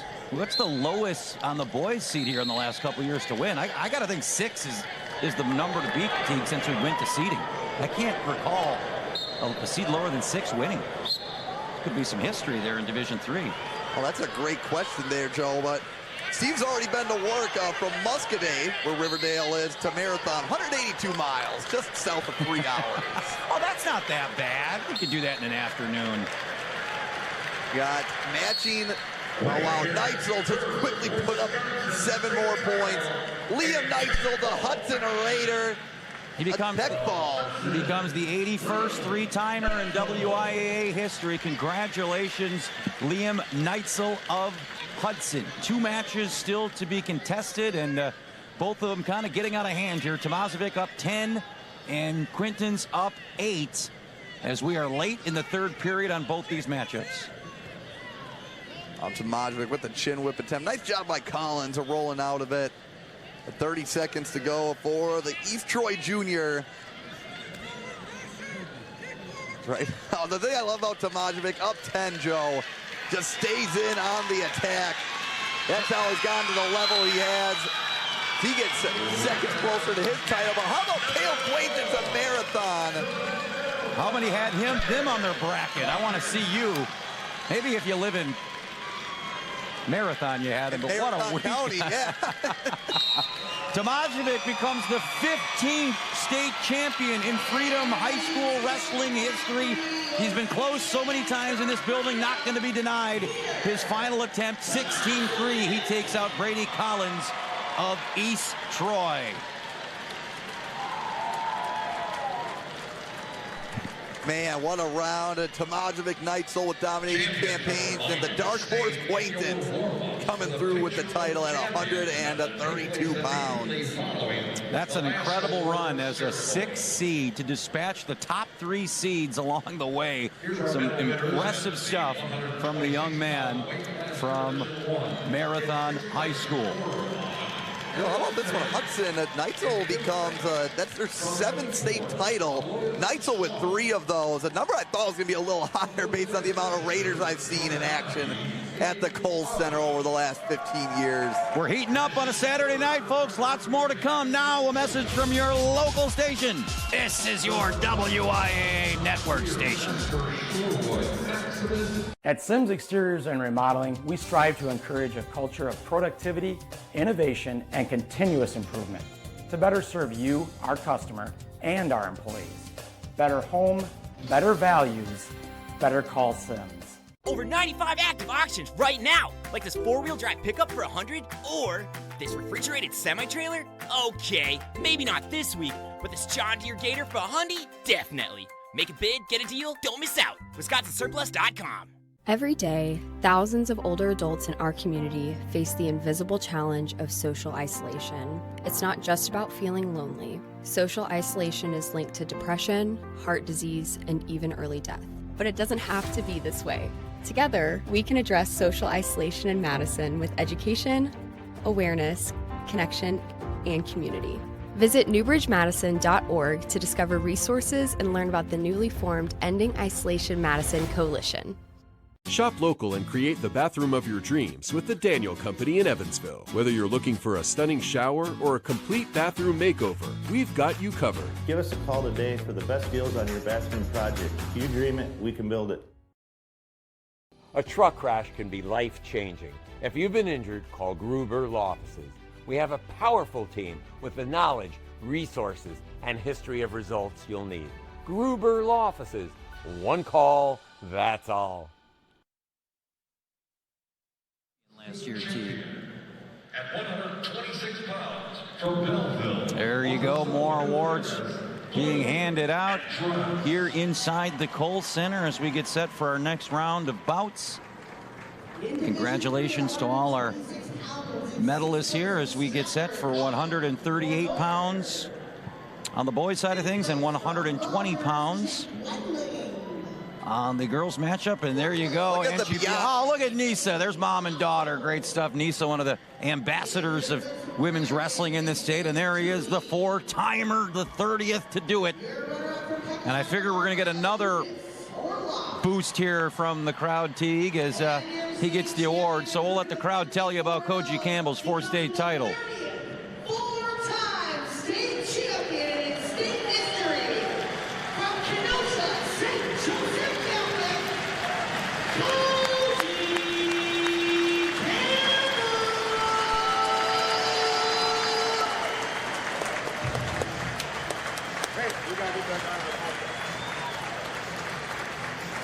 Such a sign of respect. The wrestling community, very knowledgeable. They know the routine, Teague. They know their tradition. 20,000 people just on cue stood up to applaud Koji Campbell. And will Danny Heiser of Evansville get the same treatment coming up here in about a half hour as he goes for number 4 at 157 pounds. Before we get to that, though, we've got some big matchups here, including a couple of state champs on the mat. That'd be Maddie Peach of Milton on mat number 2, and Wyatt Unser of Glenwood City going for number 2 in Division 3 at 138 pounds. And Peach and Unser both having to go through state finalists from last year's Peach's opponent, Delia Collins from Mineral Point. We got the Pointer faithful in the box right next to us. Unser, he's taking on Brody Beats of Riverdale, the Chieftains' second finalist. In Division 1, 138, it was a deep bracket. It was pure madness as the 2-seed Devin Bobzine of Milton looks for his 50th win and a state title in his senior campaign. He's taking on the 5-seed Edwin Schroeder from Oshkosh West. Beat of returning state champion Carter Freeman in the quarterfinals. Took out the 1-seed Kate Auberg of Oregon. And Joe, I love Division 2. Kewaskum's Ethan Immel, the 43-1 junior. It is a total clash of styles with Belmont Platteville Jr. and Dylan Weigel. Yeah, unbelievable wrestlers on the mat here with a couple of state champs as we get these matches underway. Well, we just heard the applause. We saw the standing ovation. Now let's hear from the man himself. Riley standing by with the newest member of the 4-timer club. Thanks, Joe. I am here with Koji Campbell, only the 30th man to ever win 4 state titles in Wisconsin state history. Koji, it kind of felt inevitable that I'd be talking to you today. What is the significance of this to you? It's huge, man. It started way back from when I was 4 years old, watching my brother wrestle. He never even made it to state. It was always a hard tour for him to make. So I kind of made it for a personal goal for myself from that young that if I'm going to do this, I'm going to be the best at that I can do it. That's fantastic. And this matchup, for the most part, you've run roughshod through 126. This match a little bit tougher for you. How did you dig deep and get the job done? Lucas is a great wrestler. I wrestled his teammate before, Aiden Gruenfelder, who was a state champ before me. Really, it was just a game plan of not getting caught up in his match, wrestle my own match. It was one of those things where as long as I wrestle my own, then I can't be beat. You're a 4-time state champ, Koji. I'm giving you the mic. What do you want to say? I just want to thank everybody that's helped me get to this point. My dad, my brother, my sister, my mom, my coaches. This would have never happened without any of them. And that's really it. Thank you so much, Koji. Congratulations, the 30th state champion, 4-timer, Koji Campbell. Congratulations. Guys? Awesome stuff. Thanks, guys. Congratulations, Koji. And you hear that so much, Teague, when we do these champion interviews. Always starts with the family and the community, and a lot goes into these successful wrestlers' careers, and Koji very appreciative of that. Let's look over on Division III. I love this matchup. When you get a state final rematch, Teague, that's very rare in this day and age. These guys are so good. Sometimes they go up, sometimes they graduate out, but this is round 2. Unser Meese in the state finals, and last year it was Unser, and this year it's Meese drawing first blood. A 3-0 with 11 seconds to go over in the first period in that Division III final. We got 3-1 as Immel strikes first in the Division II championship. Delia Collins makes it to the second period with Maddie Peach, which a lot of Peach's opponents can't say they've done this year. And we see Collins get better as the match goes along. She has an unorthodox style. Can she escape that vicious Maddie Peach armbar as she starts the second period on bottom? Over in Division I, no score right now between Schroeder and Bob Zine. Yeah, Schroeder, the giant killer, as Teague mentioned, took out the reigning state champ and then the #1 seed. Boy, did he have himself a Thursday and Friday to get here to Championship Saturday. Bob Zine, might recognize the last name, Teague. Older brother, wrestles for the Badgers, is the California transplant in his senior year, one and only year, making the most of it here, getting to a state final for the Milton Redhawks.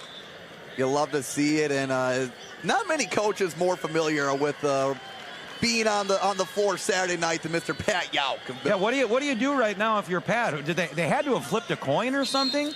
Because he is the girls' coach as well. He's got 2 on the same mat. They're on the same mat to mat. And there it is, Joel. Just like clockwork, Peach looking for the stack on Collins. The Milton Junior looking to win her second state title, and will just add to her lead, now up 11-0. Still scoreless with Schrader and Bob Zine. Immel 4-1 over Weigel, and Unser has come back. He did get the escape and a takedown, so 4 unanswered from the defending state champ Wyatt Unser of Glenwood City. Meets a very worthy opponent, but Unser can just pick up points so quickly against anybody as he's retaken the lead there. Midway through, a lot of match left, and already 7 points on the board in the Division III final. Oh, Delia Collins picking up a reversal. Long way to go, but she's not done fighting as she gets on the scoreboard after 11 straight by Peach, the 40-0 junior, to start this match. Bob Zine, the 2 seed, and Schrader, the 5 seed, doing battle in Division I. Up midway through Division II, a 4-1. Looks like Immel scored in that first minute of the match, and now Weigel slowing things down, making the match more his pace. Heading to the third, Bob Zine does start down, so maybe with an opportunity to find that point. And speaking of going down, Maddie Peach elects referee's position to start this third and final period. And we are neutral in the second period, still with Immel and Weigel. The 1 takedown, Teague, is the separation factor right now between the top seed Immel and the 3 seed Weigel, Belmont, Platteville, and Kewaskum. And Joe, I just got some intel. I think the coaching decision for the Milton pairing was easy this round, as Bob Zine's brother and his father in his that makes it pretty easy. Okay. I want to say it's a Brock Bob Zine wrestles for the Badgers. Correct. Thunder still maintaining a 4-3 lead. Meese could tie things up in the third. And you love to see it, but Unser hipping over, preventing Meese's switch attempt, slowing it down. And Delia Collins looking to put Peach in some trouble on top now. Got the cradle locked in there momentarily. She's been riding hard. She's ridden out here for over a minute this period and a minute to end the second period. So Delia Collins finding something from the top position here, although Peach close to a reversal here. Peach is always so good at continually wrestling, maintaining her position. You put the strength on top of that, and it shows why she's a force to be reckoned with. Her only loss in the state tournament, 8-3 to Miss Bopa Soraya Quintana of Sun Prairie. Two-time state champ, one of the first ever state champs up in lacrosse several years ago, as Bob Zine gets an escape and a penalty point. So how about that, Teague? He gets a 2-for-1 there on the escape. I think a grabs for the fingers, got a penalty point, and then he follows that up with the escape. And Ethan Immel now with a 7-2 lead after another takedown. He's just so quick. He's like a mongoose on the mat. And the Kewaskum Jr. now with a 4-point lead against the Weigel. And Maddie Peach of Milton. And how poetic and appropriate is this? They already had it secured, but just maybe to make an exclamation point, Milton now officially, Teague, your inaugural WIAA Girls Team Division State champions. Congratulations. They're the first to ever do it. Peach, a big reason why. Now we got 2-0 with 10 seconds left. Schroeder in on the attack, trying to find an angle, but the Milton senior just keeps such good positioning. And Devin Bob Zine, 1 year in Wisconsin, that's all he needed. A state champion for the Milton Red Hawks. Well, how about that 30-second sequence for Milton? You get a girls and a boys state champ almost simultaneously. One of the great feats you'll ever see here in this building. Pat Yauk, one of the all-timers. He deserves it. Congratulations to Coach Yauk and that Red Hawk program. We are tied at 4, and there it is. It's a final, by the way, for Immel. Back to Division III, Teague, our last match. I believe we could be heading to overtime here. 15 seconds to go, tied at 4. Round 2 of Unser Meese. Unser won it by 4 points a season to go. What's going to happen here? Looks like we need extra time to decide it. I've seen Under a work for a knee pick at the edge of the map before and able to almost get the hips covered, but they go out of bounds with 2 seconds to go. Real quick, Joe, in terms of the double Milton title, almost a replica of what we saw last year with Maddie and her brother Tyson both winning state championships in unison. Ethan Immel is a Kewaskum's 11th state champion. Well, here we go. Does Glenwood City get another state champ, or does Rivervale? For a 1-minute sudden death. If you're new to the sport, it's a sudden death takedown. Oh, and what a takedown. That's going to do it, Wyatt Unser. Does it in style. Wow. Pinstripe Warrior, what a way to win a state title. In overtime for a second state title, Wyatt Unser, not to be denied. Speaking of not to be denied, Maddie Peach hasn't been denied a loss in a long time. She joins our Riley Yauk. It's an all-Milton party down on the floor. Thank you, Joe. I'm here with the Milton Red Hawks, Maddie Peach. And Maddie, back-to-back state champ. I know you're a little frustrated you didn't get the pin, but still a tech fall. And the first ever girls WIAA team title is going to the Milton Red Hawks. How is that significant to you? I think it's super significant. I love my team. I think we put a lot of good work in. I have a lot of good friends, and I think we really earned it. We all work really hard. And I know you're a leader on that incredibly tough, the best girls team in the state of Wisconsin. What is it like being a leader in that wrestling room? Good. I don't always see myself as a leader. I see them as one of their teammates, and I just do my best to guide them and just be a good example. Fantastic. And you're the figurehead of the Milton Redhawks girls team for right now, so I'm going to give you the mic. What do you want to tell the crowd? I'd like to just say that if you're a girl that's thinking about wrestling, you should do it. It's a lot of fun.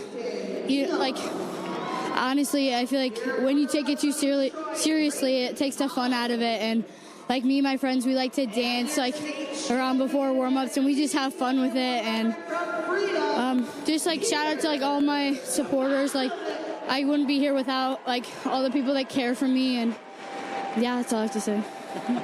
Amazing. Thank you so much. Some wisdom from Maddie Peach, back-to-back state champ for the Milton Redhawks. The Redhawks, your inaugural WIAA team champ on the girls' side for the first time since 2002. I might add, Joe Teague, back to you. Well, I don't care what Maddie says. She's not only a leader for her Milton Redhawk teammates, she's a leader for all girls wrestling across the state of Wisconsin. Now a message from your local station.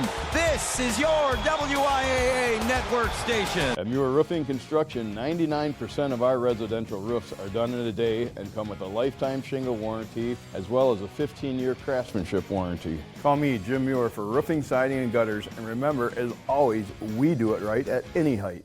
Ashley's best deals of the season are here. Get up to 75% off doorbuster living rooms, bedrooms, dining rooms, and more while they last. Plus, finance your entire purchase for 5 years with no money down at Ashley's President's Day sale going on now. I think my teachers are really awesome. They're just so nice and willing to help with anything we need. What I think everybody should know about the RVA is that it's not what you might think of as a typical homeschooling experience. It's very challenging. Most people think that you don't get to talk to people if you're homeschooled, but it's the opposite of that. It's flexible, but it offers each kid a chance to excel in subjects that they're good in, and it gives them extra support of the subjects that they need help in. The RVA has changed my life by helping me prepare for college and encourage me to plan ahead for life. Over 95 active auctions right now, like this 4-wheel drive pickup for $100 or this refrigerated semi-trailer. Okay, maybe not this week, but this John Deere Gator for $100, definitely. Make a bid, get a deal, don't miss out. WisconsinSurplus.com. They're delicious down to the very last bite. Nothing brings bigger smiles to every occasion than Nothing Bundt Cakes. Stop in today for the Reese's Chocolate Peanut Butter Bundt Cake. Nothing Bundt Cakes. Make someone's day delicious.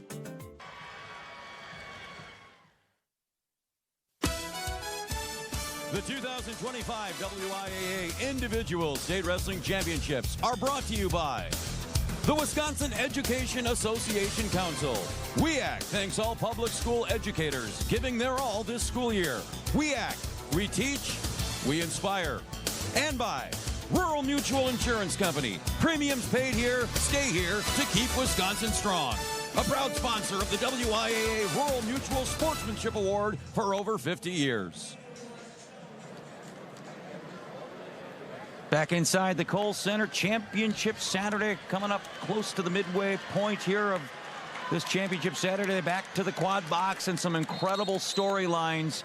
Teague, Fenwick, and maybe the sentimental favorite is down in your bottom right corner there in the silver and blue singlet. That is Rowan Carey of Mineral Point. And are you ready for this? This is his 4th consecutive trip to the state finals. 2nd as a freshman, 2nd as a sophomore, 2nd as a junior. Does he finally get his elusive first state title as a senior? Well, and Joe, on the boys' side, the lowest seed ever to make the finals. Crandon's Ty Denny. What a run to the finals for him. But I think even those who love a good Cinderella story might feel a conflict of interest here, as a lot of folks rooting for Carey. But how about Denny in on a shot right now for the Mineral Point senior? And Joe, we have a couple of wrestlers. Yeah, no Cinderella story on no Cinderella story on D1, as Kellen Wolbert is halfway home to number 4. This would be number 3. Then you get in the rarefied air discussion, Teague, as is the case with Haken Peterson over in Division 2, and then another returning state champ in Lily Banks from Menasha taking on Haley Fletcher. I mean, you can't blink without finding a state champion on the mats here. But Banks currently working out of a 3-0 deficit against a Fletcher Fletcher, Fort Atkinson's a first state finalist on either side since 1999 when Nate Erdman wrestled on Saturday evening. Well, it may be the stat that wrestling fans love the most state titles. We've been populating it all night through our broadcast. And how important is this match for Rowan Carey, Teague? It is razor thin. Mineral Point, the current all-time leader historically, with one state title over Stoughton. Luxembourg Casco has tied for third now all-time with their win tonight. They joined Wisconsin Rapids. So Mineral Point's got us secured. Griffin Empey nearly pulled the stunner in semifinal action last night, but Mineral Point's going to keep the title for another year, Teague. The question is, can they add to their lead with Rowan Carey here? And then, of course, Cade Rule coming up a bit later on. Carey with a 3-0 lead, but a 3-point lead with Rowan Carey just feels almost insurmountable to most, as the Mineral Point senior, one of the best top wrestlers in the entire state, regardless of division. Right now, Joe, we got 3-1 as Luke Camish of a New Richmond keeping things close with a Wolbert of Oconomowoc over in a Division I. Camish helping lead the Tigers to a team sectional appearance this year. Hanging in there with one of the best in the country at the weight class in Kellen Wolbert and Håkan Peterson. We highlighted Håkan Peterson and the success of the Dodgeville lightweights. Maybe Håkan got to the offseason, Teague, and said, I don't want to be a lightweight anymore. He bumps up, are you ready for this? 27 pounds from 113 to 144. Unbelievable gain of weight. 5 weight classes he jumps from his sophomore to junior season. And we do have some injury time over on that one. Yeah, it looks like the growth spurt going into a heavier weight, not really adversely affecting Håkan, as he's still undefeated in his whole high school career. Carey starts the second period on top against Crandon's Denny. The 3-point lead. And Haley Fletcher, the 2 seed, continuing to lead over the state champ Lily Banks. It looks like they start this period neutral, so Fletcher in on a shot right now. Nice defense by Banks, looking to grab that far ankle. A crucial scramble just over the midway point of the girls' final match. Got to give credit to Denny of Crandon, making the finals as an 11 seed. The Cardinals, 16 qualifiers since 2020, more than they've had in their entire program's history from 1980 up until 2020. Oh, Fletcher got nailed in the nose, and she's walking it off. These girls are tough. We're going to find out the conditioning, Teague, of Haley Fletcher. She's yet to go the distance through regional sectionals or state. She's pinned her way here. Is she going to have to go her first 6-minute match this postseason to get a state title? Banks with the blast double. They're going to stay out of bounds. Close, very close.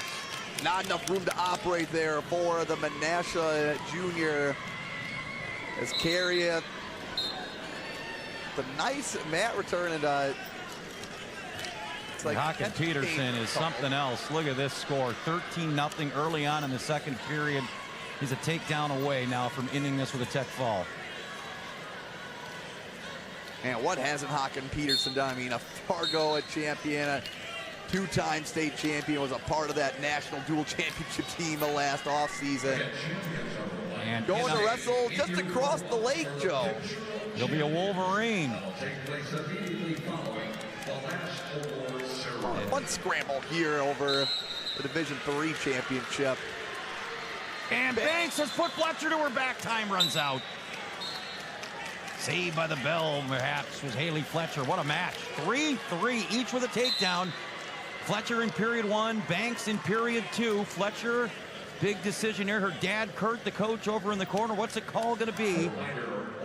And nope, she's got that. She had that injury early on. She's been dealing with that finger. She's going to maybe have that thing taped up. Peterson's going to go neutral here.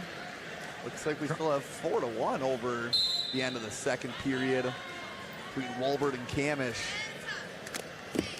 Yeah, how about Camish? Kellen Wolbert doesn't go 6 minutes with very many people, but Camish, a very accomplished 2 seed, 50-2 for the senior, and Kellen Wolbert's getting all he wants here, Teague, in this 144-pound final match. Oh, Wolbert taking Denny almost down to his back, and the Cardinal able to bail out. And how about Håkan Peterson third state title in style, the Dodgeville Junior. And now Rowan Carey has put his opponent to his back. Can Carey finally get it done? He's got a minute 20 to get the fall and pick up that elusive state title. Now switching off to a headlock. Good fight there by Denis. Lily Banks takes the lead over on mat number 2. Denis did get out of bounds, Teague. It is 4 near falls, so a 11-0 lead now for Rowan Carey. But 2 close ones here. D1 and girls, each a takedown apiece heading into the third period. And Joe, would you have predicted that the closest match right now would be involving Kellen Wolbert on the walk? Luke Kamish, the new Richmond faithful, watching from home right now. As Kamish came to wrestle tonight. Looking to go on the prowl here. 1:05 to go, down 2. Rowan Carey up 11, feeling in a pretty safe spot. Got to get props to Denny, though. The lowest seed to ever make the finals on the guy's side.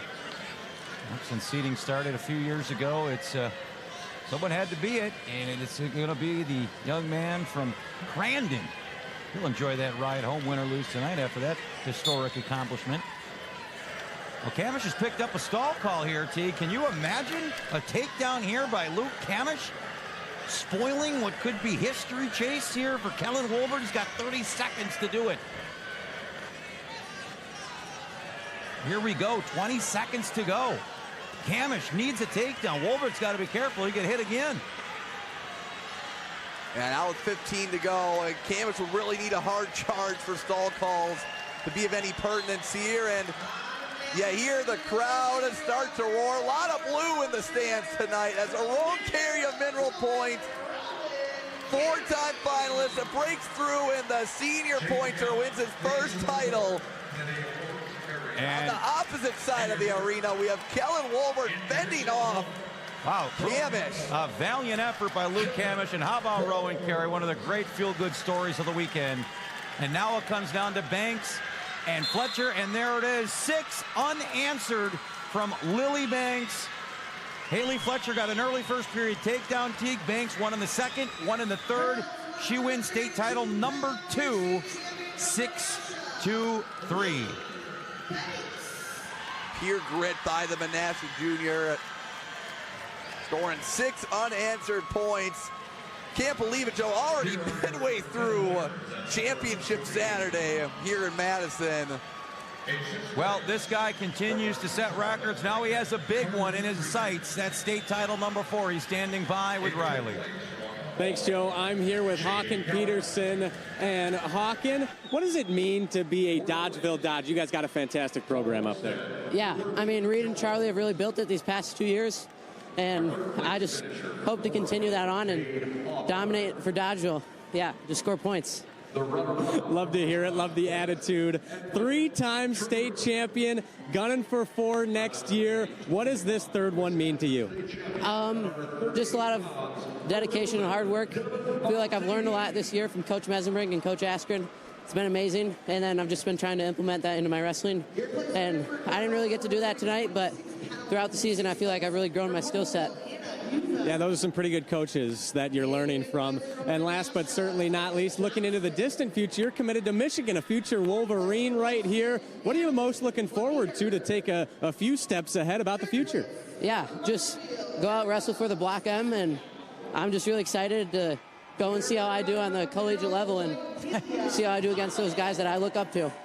Well, thank you so much for the time, Hawken, and congratulations, man. 3-time state champion Hawken Peterson from Dodgeville. Thank you. Congratulations to Hawken, and congratulations to Maddie Peach and the Milton Lady Redhawks. They are rewriting the history books as the first ever state champ. And how about another state champ chasing number 4? Wasn't easy, but Kellen Wolbert's on the doorstep of history as well. Thank you, Joe. And as Joe just mentioned, Kellen, a little bit difficult there in the state finals. You're used to beating the tar out of most of these kids. How did you dig deep and get it done? I mean, just kind of saying, like believing in my training and what I've put into this year and stuff, and just kind of focusing on what's in front of me and just wrestling hard. Is there anyone you'd like to thank who's impacted you most when it comes to that training? I'd like to thank my dad. He's been with me since like I was little.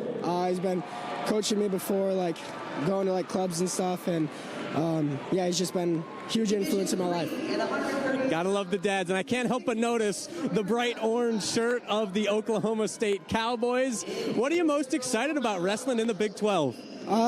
Just to get better, honestly. The coaches there are amazing, great people and great wrestlers, and I just want to be able to learn as much as I can about the sport. Fantastic. Kellen Woolbert, state champion. Back to you, Joe. All right, Rockin' Pistol Pete on a Saturday night. Now a message from your local station. This is your WIAA network station. Over 95 active auctions right now, like this 4-wheel drive pickup for $100 or this refrigerated semi-trailer? Okay, maybe not this week, but this John Deere Gator for $100? Definitely. Make a bid, get a deal, don't miss out. WisconsinSurplus.com. At Sims Exteriors and Remodeling, your satisfaction is our priority, and we value meticulous attention to detail and a sense of responsibility in every task we undertake, working hard for you. Better home, better values, better call Sims. Every day, thousands of older adults in our community face the invisible challenge of social isolation. It's not just about feeling lonely. Social isolation is linked to depression, heart disease, and even early death. But it doesn't have to be this way. Together, we can address social isolation in Madison with education, awareness, connection, and community. Visit newbridgemadison.org to discover resources and learn about the newly formed Ending Isolation Madison Coalition. If you can't afford a new vehicle now, refinance your current loan with WEA Credit Union to save money. We mean lots of money, whether you lower your monthly payment or pay your loan off faster. Call or apply online. Start today, save tomorrow with WEA Credit Union. Marilat Kitchen Cabinetry is made for one thing, your lifestyle. At Marling, you'll see smart features that make everything you do in your kitchen easier. See why Marilat can make your dream kitchen a reality. Marling Lumber and Homeworks, Madison, Janesville, Waukesha. Marling.com.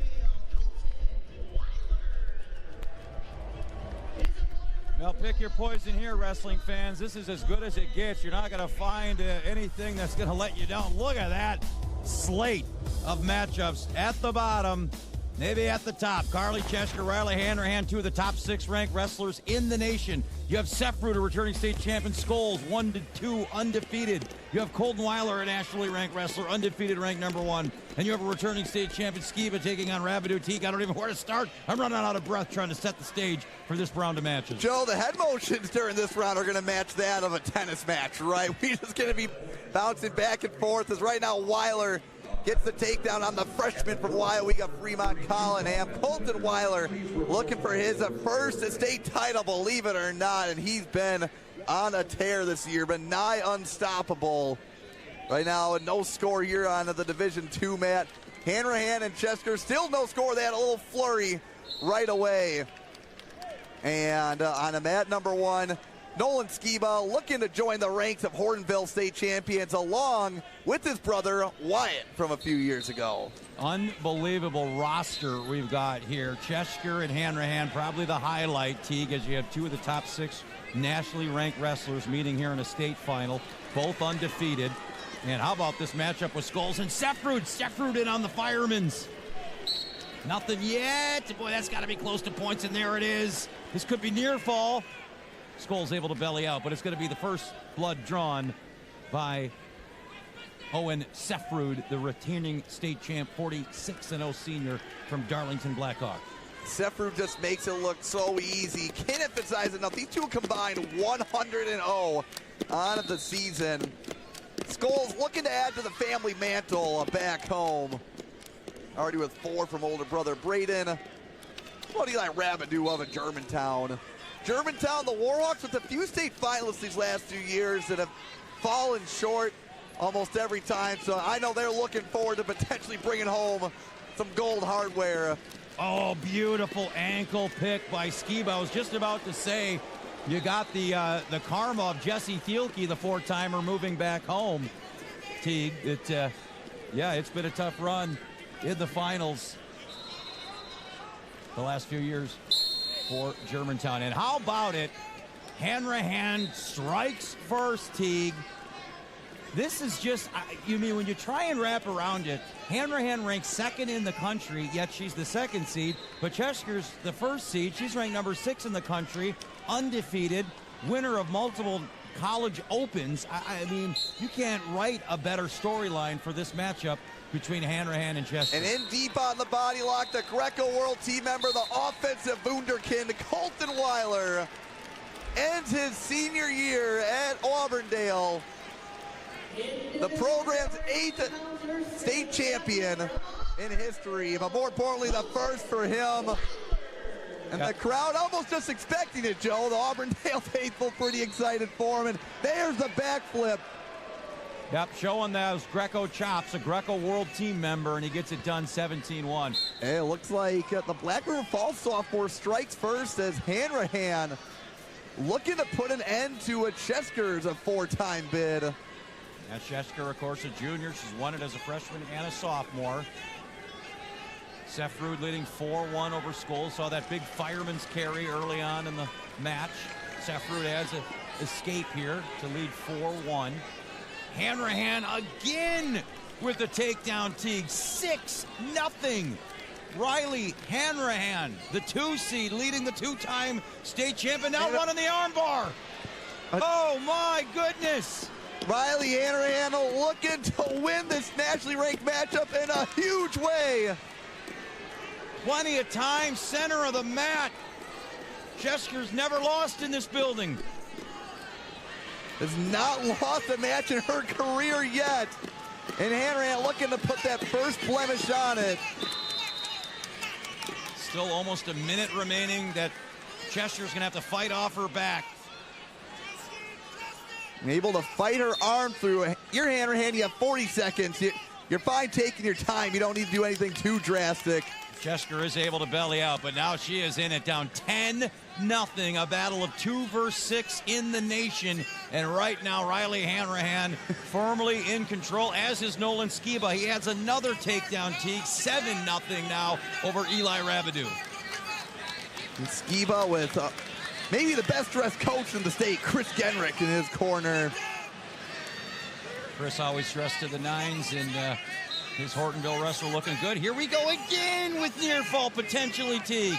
Hanrahan is putting on a clinic here on the top position in this second period. Just doing it so methodically as we head to the second. It's going to be a 14-point deficit, but Chesker down 14. She's dangerous. She's a Midlands champ for a reason. Can she dig deep and find... Well, they did wave off. I think that the back wasn't fully exposed, so she does get a bit of a break there, only down 10, but still 2 minutes to go in a massive hole. Scholes trying to climb back here. Teague does get the escape, but just as he gets up, Sefrud gets right back in on the leg attack. It's always staying in on the attack. Running back for the Blackhawk football team. And a reversal right off the buzzer to start this third period. Riley Hanrahan is dominating the 2-time state champion.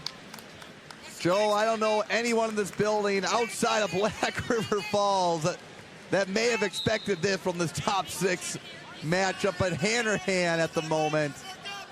What a performance by Riley Hanrahan, who had this one on their bracket sheet. If you vote for outstanding wrestler in the state tournament, this puts Hanrahan, I think, right at the top of the list. My goodness. Well, give Scholes credit. He was able to fight off somehow, Teague, that leg attack, so he's still very much in this. 4-2. Feels like Sefrud's dominated the match, yet Scholes is a takedown away from taking the lead. Can he find a way to beat the man who has only been conquered in this building by the 4-time state champ, Rhett Koenig? Scholes staying in on the attack. Sefrud just stays in such good positioning. But Bryson familiar. And there's that fireman's carry again. That's how he scored in the first period, Teague. Looking to, we're going to maybe see a Peterson roll out of this. Trying to hook the arm and the leg. Nice counter, though, by Scholes. Boy, Scholes straightens that leg out, Teague. He's scoring here. Sefrud recognizing the situation. 9 seconds to go and a reset. Oh, the Kewaskum crowd wanted it. That was close. No points. One-ditch last effort here for Bryson Scholes to try and knock off the state champ. Kewaskum coaches want a word.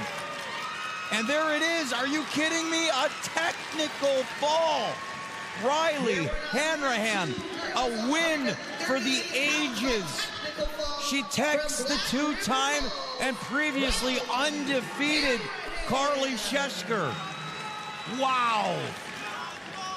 And Joe, a stunner of all stunners, T. These two could have made the decision to move anywhere, right? And for them to toe the line against each other is just great for the sport. And Hanrahan proving her mettle against the best in the nation. And how about Owen Sefrud? Scholes made him work for it, but the Darlington Blackhawks senior ends an undefeated campaign with the second state title. And now Nolan Skiba is going to join the list of state champions for Hortonville. Dominating performance. They'll reset it here on a stalemate with 4 seconds to go. I just can't get over what we just saw from Riley Hanrahan. Unbelievable. You're thinking that's a 3-2, 4-3 down to the last second. Techs her way, shuts out Shesker 16-0. And didn't do anything fancy, Joe. Just a great technique, great positioning. And there it is, our 4th champion crowned in this round. Nolan Skiba, the polar bear with the machine gun celebration. Congratulations. Well, I still am speechless. Maybe Riley Yao can come up with something, because I can't even comprehend what we just saw. He's standing by with the newest state champion. I'm here with Riley Hanrahan, an absolutely dominant performance. And Riley, you just tech-falled another nationally ranked wrestler. Walk us through that match. Well, I did what I did best. Tried to work on my mindset a little bit better this time, and I came out dominant. So, pretty proud of myself about that. And just did what I've been training on. I do what I do best. So. Now a 2-time state champion as a sophomore. I don't know if there's anyone that can beat you in the country, let alone the state. What are your goals going forward? This year to make World Team Trials in April. So, yeah. If I win that, I go to Greece and overseas and places like that. Fantastic. Some lofty goals for Riley Hanrahan. Anything you want to tell the Black River Falls faithful? I appreciate all you guys for your help and helping me and coaching me to get where I am. So, shout out to them. Thank you. Awesome. Congratulations, Riley. Guys. Unbelievable. That's, as we said, that is a win for the ages here in Madison. We got a lot more wrestling coming around the corner now. A message from our statewide sponsors. This is your WIAA network station. Bobby, are you there? I heard all this noise, and then I was thinking you dropped the connection. But I'm a little worried. Honey, are you all right? Bobby, I hear sirens. Bobby, what's going on? Please answer me. Oh God, Bobby, no.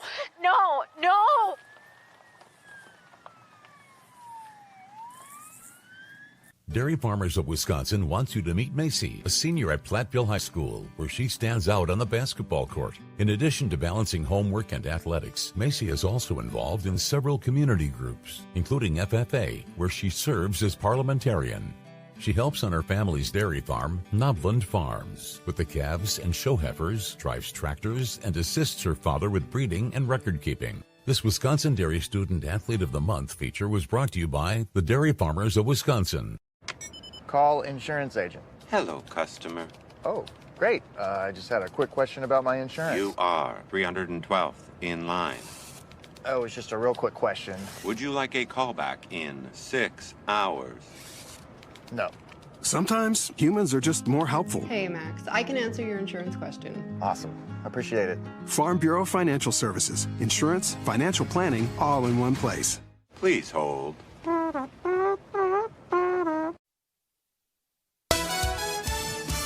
The 2025 WIAA Individual State Wrestling Championships are brought to you by Menards. Save big money at Menards on all your home improvement needs. And by the Wisconsin DOT. Zero in Wisconsin. Together we can save lives. And by the Wisconsin Education Association Council. WIAA thanks all public school educators giving their all this school year. WIAA, we teach, we inspire.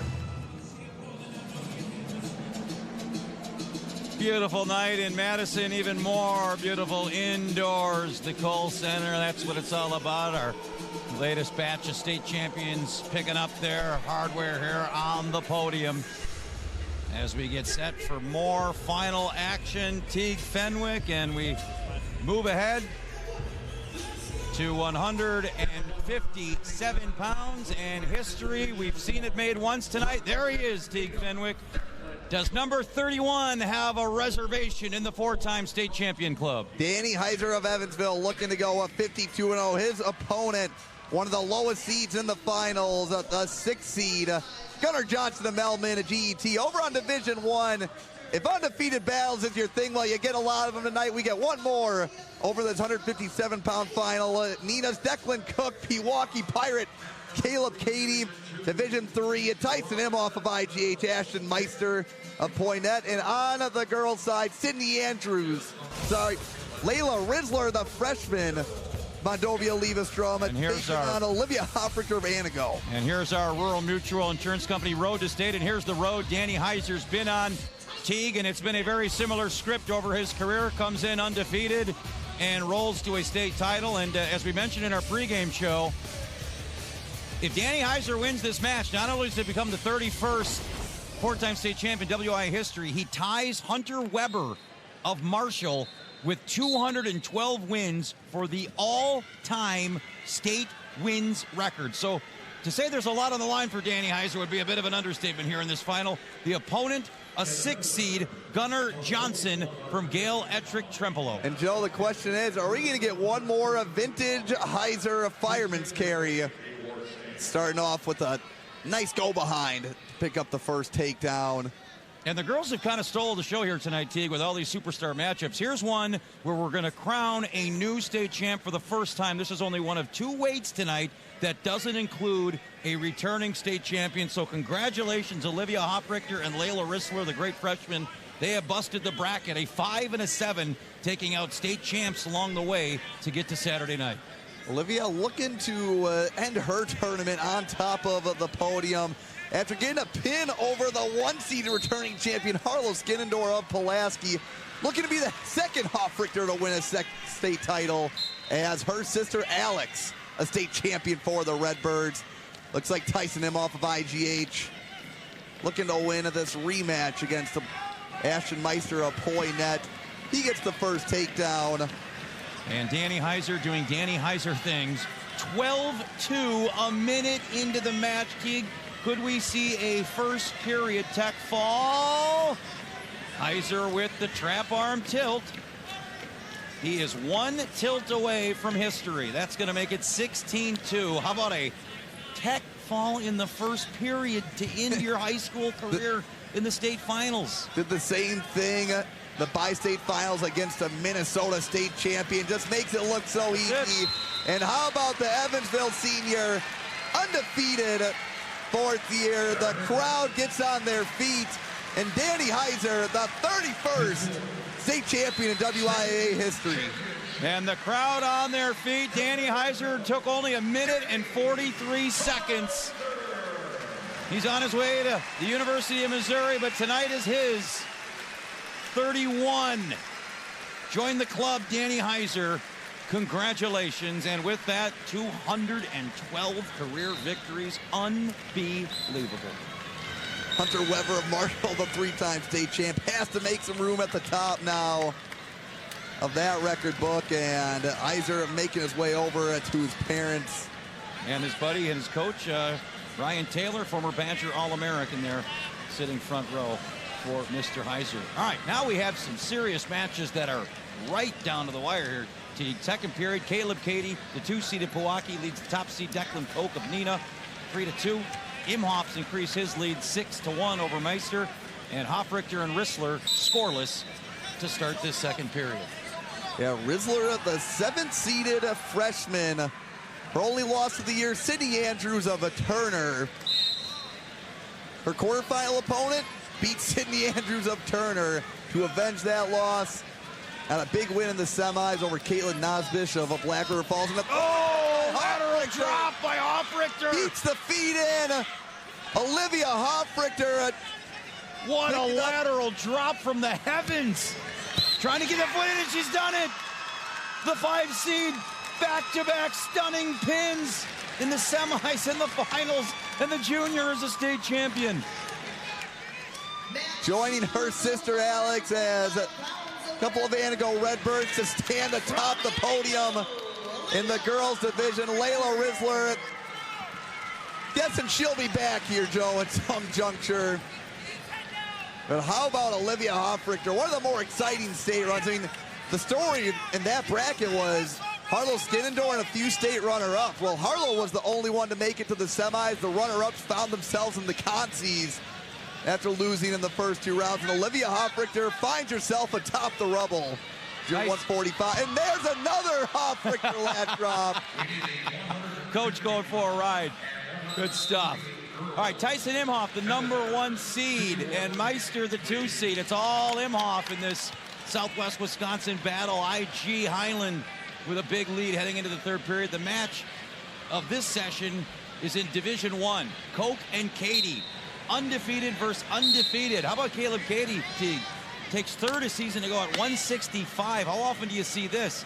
Drops a weight class to go down to 157 as a senior, and here he is in the state finals. Katie, a part of that loaded 165-pound weight class, which 3 of his top opponents we saw at the weight class. They're wrestling 175 now. And this was definitely not like a broken record, but a clash of styles between the two. Katie, just an offensive machine, really brings a high pace to start off the match. Cook stays slow and steady, keeps solid positioning. If wrestles a little defensively, right? He likes to get into those scrambles, but really picked up his offensive prowess as well. Right now, working from a 1-point deficit as we start the 3rd. And Katie quickly out to add to his lead, 4-2. This is that no man's land when you're in wrestling, Teague, over on mat #4. Ashton Meester's doing a heck of a job riding, but he's down 7 points. At some point, you concede riding in the turn attempt and say, I've got to go neutral and try for a home run like we saw Olivia Hoffrichter do just moments ago. And Tyson Imhoff so good on his feet. Maybe this is Meister's best position here, and this is where he thinks he has the best shot. So it's one of those things, Joe, yeah, maybe you got 30 seconds left. Do you go down swinging on your feet? As there's a stall call against Imhoff, and IGH with a couple in the finals tonight, or 3 in the finals tonight, I should say. The unofficial team score champs last year, but didn't come away with any champions. I know regardless of the team score, they're just going to be happy to walk away with someone placing first, and Imhoff looks to be on a quick track for that. And shout out to IG, one of the few remaining schools in this state tournament to still bring cheerleaders mat side to the state tournament. Certainly when I grew up with the sport, you couldn't have a school without cheerleaders. Great to see that tradition, maybe somewhat long lost, but cheerleaders, Teague, for Iowa Grande. I love it. The other school I can think of, Mineral Point, the Swalls sure does love it. They're wrestling, and Tyson Imhoff, the heart and soul of this IGH team, the last 4 years, picks up a state title.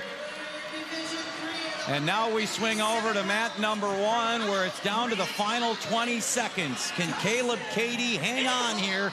He's been a medalist his entire career, Teague, in this building. Never made it to Championship Saturday. Here he is as a senior. Can he close the story out at 157 pounds? Joe, I don't know the stalling situation, but I don't think it's of any circumstance now. Oh, actually, this is a second stall call, so 5 seconds to go. If you're Katie, you just got to grab a wrist and circle. If you're Cook, you dive for a leg and hope for the best. And you see Katie already trying to grab. Careful there. That's a second caution. You got to be careful there, Pewaukee. The next one's going to be a point, or rather to Nina, and it is a point for Katie. This is like the tush push when the teams keep jumping off sides. Going to run him out of bounds. It's not going to matter. Caleb Katie grinds it out, and I do mean grinds it out, Teague, as he bows to the crowd. Boy, that wasn't easy. You see Dad Mike, a state qualifier back in his day, in the corner, and that was a grinder. The senior from Pewaukee. In loaded brackets his entire career, though, Joe, and this year, no excuse. He gets the job done with an undefeated record on top of it. Congratulations, Caleb Katie, on his way to the University of Appalachian State. Be a mountaineer. Going to be out there in God's country, country roads. Big hug for Dad, absolutely. And there's the Pewaukee. There are some big Caleb Katie fans. A couple of them really big. Speaking of big, this guy's had one of the biggest careers in the history of this state. He's standing by with our Riley Yelp. I'm here with the 31st four-time state champion in Wisconsin history, Danny Heiser. Coach Ken, one word to describe him, uncommon. Danny, what does this mean to you? It means a lot. I put a lot of work into this, and, you know, I've been working for this from a very young age, so to see this come, a dream come true, so it's very nice, but I also have bigger aspirations than this, so I see it as a stepping stone. Yeah. Sorry about that. You say this is a dream come true. Walk us through the journey to get to this point. So when I was little, I wasn't that good. Like, my fourth grade year, I think I won like one match at regionals. I didn't win a single match the whole year. So I was pretty done with wrestling at that point, but I decided to stick with it and start going to clubs, started putting effort into it. And I got a break. I started to see the results I wanted come out of it. So. Thank you very much, Danny. Congratulations, your 31st four-time state champion in Wisconsin history, guys. One of the best to ever do it. Danny Heiser, congratulations. More wrestling action coming up. Now a message from your local station. This is your WIAA network station.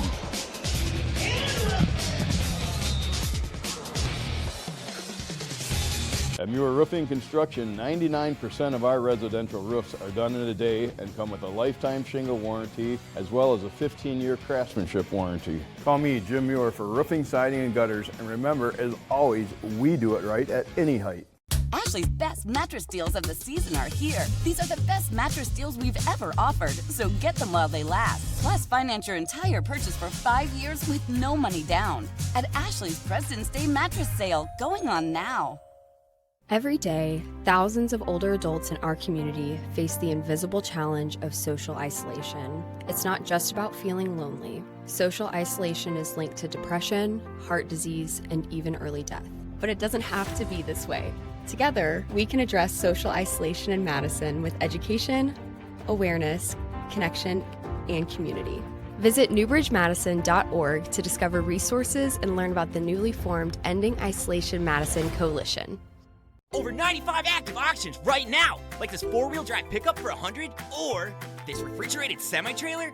Okay, maybe not this week, but this John Deere Gator for $100, definitely. Make a bid, get a deal, don't miss out. WisconsinSurplus.com. Bumper damaged, paint chipped, dented or scratched car, cloudy headlights? Why live with it? Save up to 60% from traditional body shops to repair instead of replace. Big or small damage, smaller price. Visit Auto Color in Middleton or on Stoughton Road. Cast of this program and live internet stream without the express written consent of Allen Media Group Wisconsin Broadcast Division is strictly prohibited and a violation of U.S. copyright law.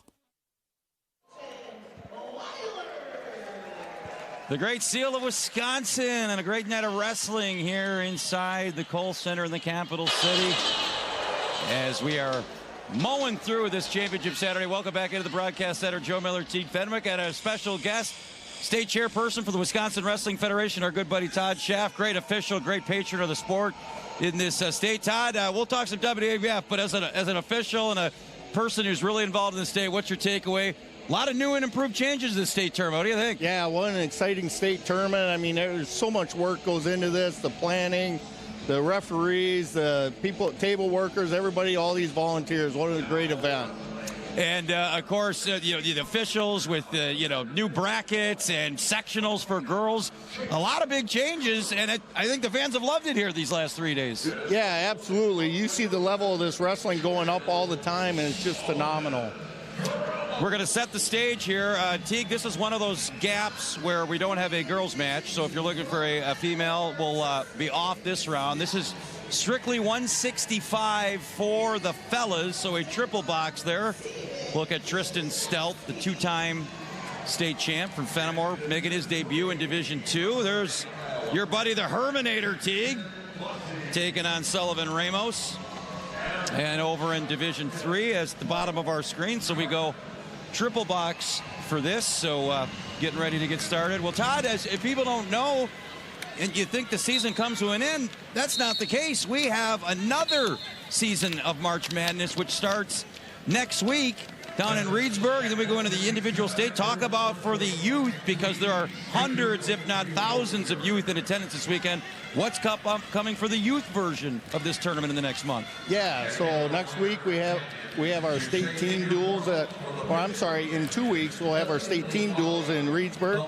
Week after that we'll have our individual qualifiers for the state tournament. And then after that we'll have 3 days of our state wrestling tournament down at the Alliant Energy Center. And it is as good as this one is for the high school, Teague, and you can attest to this, is as good as the youth is, Todd. And much like the girls have kind of been the star at times this weekend, they're going to get their own day if those will realize how big this sport is growing, and a big reason why is the youth side of things.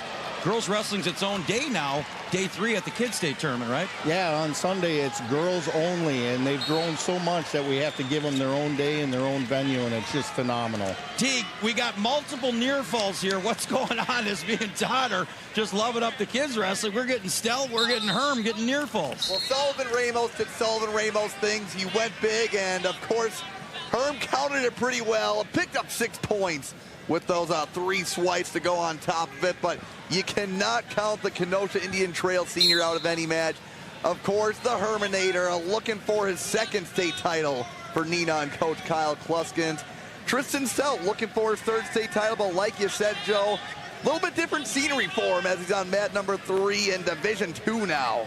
And I know, or making their move up. Yeah, and I'm sure, Todd, you're in Europe, but I'm sure as you look down, and I've been to all the youth events and all the USA events, you see it left to right. All these kids put their time in. You know, I love the old T-shirts. Summer Wrestlers Make Winter Champions. All these kids, no fluke that they're here on Saturday night, is it? Yeah, it's so awesome. I get to know these kids as they're growing up, and just to see them achieve their goals in the end as they, go out as seniors or just high schoolers. It's just awesome to watch them.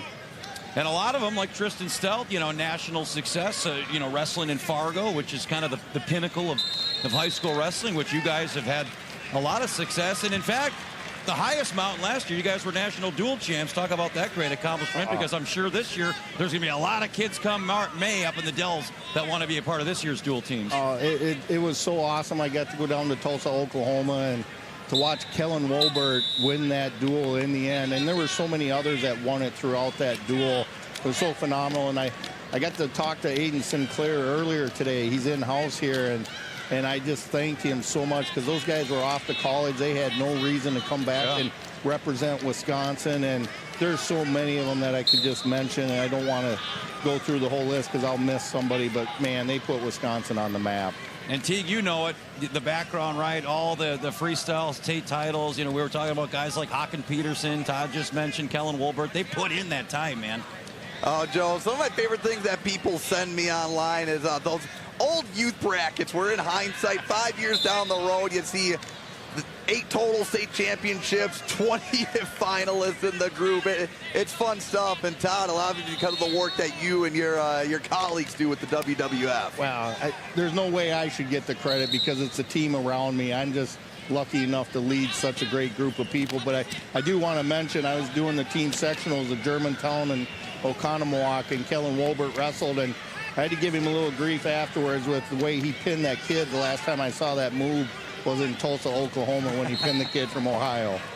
Man, has to be one of the greatest WWF moments, that team national title duel last summer. Yeah, and I tell you, I don't know if you're going to mention it or not, but, man, we got some exciting news for the state of Wisconsin. We are the hosts for the Junior National Duel. Yes. For the next 4 years in Milwaukee. The best in the country are coming to Milwaukee. You want to see some great wrestling, June 18th to the 21st in Milwaukee at the Baird Center. Yeah, we got to defend our title, baby, on our home turf. So with WIWrestlingFederation.com, you can get all this list of great events. Well, Teague, welcome to Division 2, Tristan Stelt. He's going for state title number 3. I don't know if anybody had this on their bingo card. The 5 seed stunning the 2-time state champ here, 6-0. Yeah, and it looks like it is Keel Pikowski. Well, it says on the scoreboard Keel Pikowski up 6-0, but I did see Stelt in control in the first period, so don't know if there's a scoreboard error right now, or it looks like they are talking about that on the computer over in Division III while they deliberate that. Jackson Bussey looking to be Coach Ryan Allen's second state champ of the night. Blake Carton of Shiocton, his second career finals appearance. And over on mat number 1, Herm still with a 6-0 lead against Ramos. Todd, I know you've seen Ramos in action a few times. A 6-point lead, he can wipe that away pretty quickly. Boy, I tell you, with the way the scoring is now, nothing's ever safe, and you better just wrestle the whole 6 minutes. Talking with Todd Schaff, the state director for the Wisconsin Wrestling Federation. And speaking of that youth state series coming up, Todd, what I love what you guys have done, because it really is, right, the finishing school for high school. And now you have state duels, just like Team State. You have to qualify for the Kids State, unlike a lot of other states where you just show up. You got to go through the qualifying process, go to regionals, take top 3, make weight, pick a regional. So it truly is junior high training for high school, isn't it? Yeah, and we follow the WIAA guidelines on a lot of our rules there as we go through that process, so they can transition into high school knowing what those rules are. And we increased the number of qualifiers here a few years ago to 3 per weight class, and our goal and our vision as the WWF is we want to create problems for high school coaches by having too many wrestlers in their rooms, so they have to rethink about how they do their practices and everything. You mentioned the scoring as a WIA official, and accomplished one that at that first year of 3-point takedowns, 4-point near falls. What was kind of the vibe as you went out the regular season when you ref week in, week out, and what's been the vibe the 3 days that you've been down here at the state tournament? Oh, we love it as referees. I mean, the scoring is fast action, and kids are getting the tech falls really quick, but really the rule that really changed it for the officials was the out-of-bounds rule. Yeah. It made our life so much easier. Well, and, it's like we mentioned, youth wants to mimic high school. High school kind of now mimicking college, where you have a lot more, liberties, a lot more, freedom on the edge of the mat. We just saw a girl lateral drop a girl out of bounds last year. That's blown dead. She pins it and picks a state title up. Absolutely. And, we want that whole transition as they move through this process to be consistent. Well, Teague, Jacob Herm, you refer to him as the Herminator. He is doing a Herminating type performance here against Ramos. This was 1 versus 2, 14-0. Yeah, picture perfect shot defense by Herm in his 4th finals appearance here at the Kohl Center, and he wins his 2nd title in his career. Over on the Division III mat, Jackson Bussey, 2 IGH wrestlers in a row in the finals. They go 2 for 2. Jackson Bussey, the junior, winning a state title, and right now Tristan Stelt with the 10-0 lead. Again, how many times can you say this on Saturday night, but good night to be a Swall wrestling fan. Probably doesn't hurt your feelings too bad to hear that, does it? No, and man, talk about some hammers here. And the great thing is we talk about the upcoming WWF schedule. Here at the beginning of May, we have Freestyle and Greco State in Wisconsin Dells. A lot of these guys, there's no divisions there. A lot of these good point. Here are going to be going against each up there. What you guys have done in the final few seconds here is you've made that state final field with the pyro and the run out, and it really has become, we always ask for, well, who's the best state champ if they all wrestled? Well, you find out if you go to the Dells the first week of May, don't you? Absolutely. All right, again, we've got Kids Team State in 2 weeks in Reedsburg. You got 8 state qualifiers the week after that, and then I love it, one of the great celebrations of the sport. 3 days, as you mentioned, really 4 when you talk about Thursday night with weigh-ins and setup and checking in. So I can't wait, Todd. Congratulations on a great season. I can't wait for March. Let's do this all again, buddy. You bet. Let's have some fun. All right, there he is, Todd Schaff, Executive Director, State Director, Wisconsin Wrestling Federation. Maybe, who knows, Teague, maybe we can get you in a freestyle match coming up here this year. Get you a highlighted singlet. I won't turn down a match against anyone, Joe. Tristan Stelt makes it official, so they did clear up the score. It was a 3 the wrong way, and then it became 7 more the right way. Tristan Stelt ends his career, Teague, as a 3-time state champion, last one coming in Division II. Oh, we'll see him at the Fieldhouse next week for Team State, Joe. We've had a lot of great champions. Another one of them standing by with our Mr. Yauk. Thanks, Joe. Here with Jacob Herm, the Herminator, as Teague Fenwick calls you. I gotta ask, is that actually your nickname? No, all my friends call me Bub. No idea why, but all of them call me, and no one called me really Jacob at all. So Herman A or Bub, I don't know. I guess I got a lot. So, alrighty, they say you can't pick your nicknames, but you finished runner-up your first 2 years of high school, and now you end your career with back-to-back state titles. How are you feeling right now? I'm feeling amazing. Yesterday, sprained both my ankles in my semifinals match. Thanks to the trainer, she gave me some exercises, so I was doing those all day yesterday. I couldn't even walk yesterday. So, you know, I think God too. He works in mysterious ways. You know, I asked him to hold my hand through all this, so he was there with me, and I think that's why I ended up on top. So yeah, that he does. And dealing with some adversity, Jacob, what do you want to tell the Rocket faithful, back-to-back state champ? Yeah, I just want to thank everybody, all the needed supporters. You know, it's been a ride the past 4 years, and I can't thank you guys enough. So thank you. Congratulations, Jacob. Teague, Joe, back to you. I think the Herminator's going to stick, Jacob. Good stuff. Now a message from your local station. This is your WIAA network station. Over 95 active auctions right now, like this 4-wheel drive pickup for $100 or this refrigerated semi-trailer. Okay, maybe not this week, but this John Deere Gator for $100, definitely. Make a bid, get a deal, don't miss out. WisconsinSurplus.com. We all share the same roads, but when accidents happen, we don't always share the same consequences. Big trucks can cause big damage. Injuries can be severe and may require a lifetime of care and compensation. Call Gruber Law Offices today. We've been fighting and winning for people injured by big trucks for more than 35 years. Let us do the same for you. Gruber Law Offices. One call, that's all. Get ready for the WIAA State Boys and Girls Hockey Tournament, March 8th. Watch it live on WKOW 27.1, WKOW.com, or on the WIAA Sports Live app and OTT channel.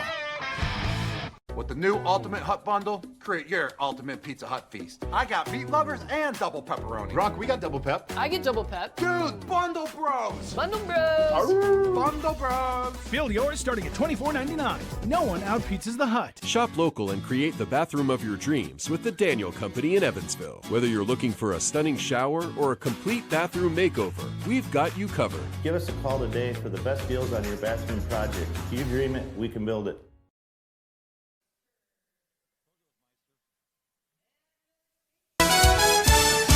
The 2025 WIAA Individual State Wrestling Championships are brought to you by Rural Mutual Insurance Company. Premiums paid here, stay here to keep Wisconsin strong.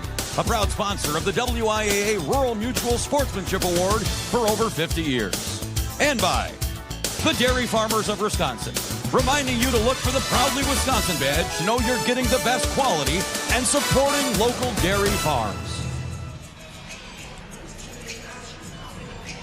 Well, another standing ovation as Danny Heiser moments ago picking up wall chart and gold medal number 4. He joins Koji Campbell, numbers 30 and 31 tonight in the WIA record books as we get set to continue on. Speaking of state champs, there's one, Cade Rule. He goes for number 2.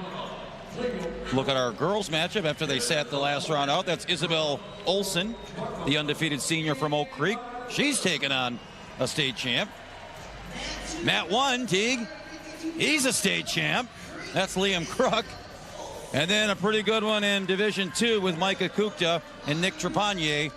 Good old-fashioned Coleman O'Connell Falls. They probably wrestled a half dozen times in Team State over the years.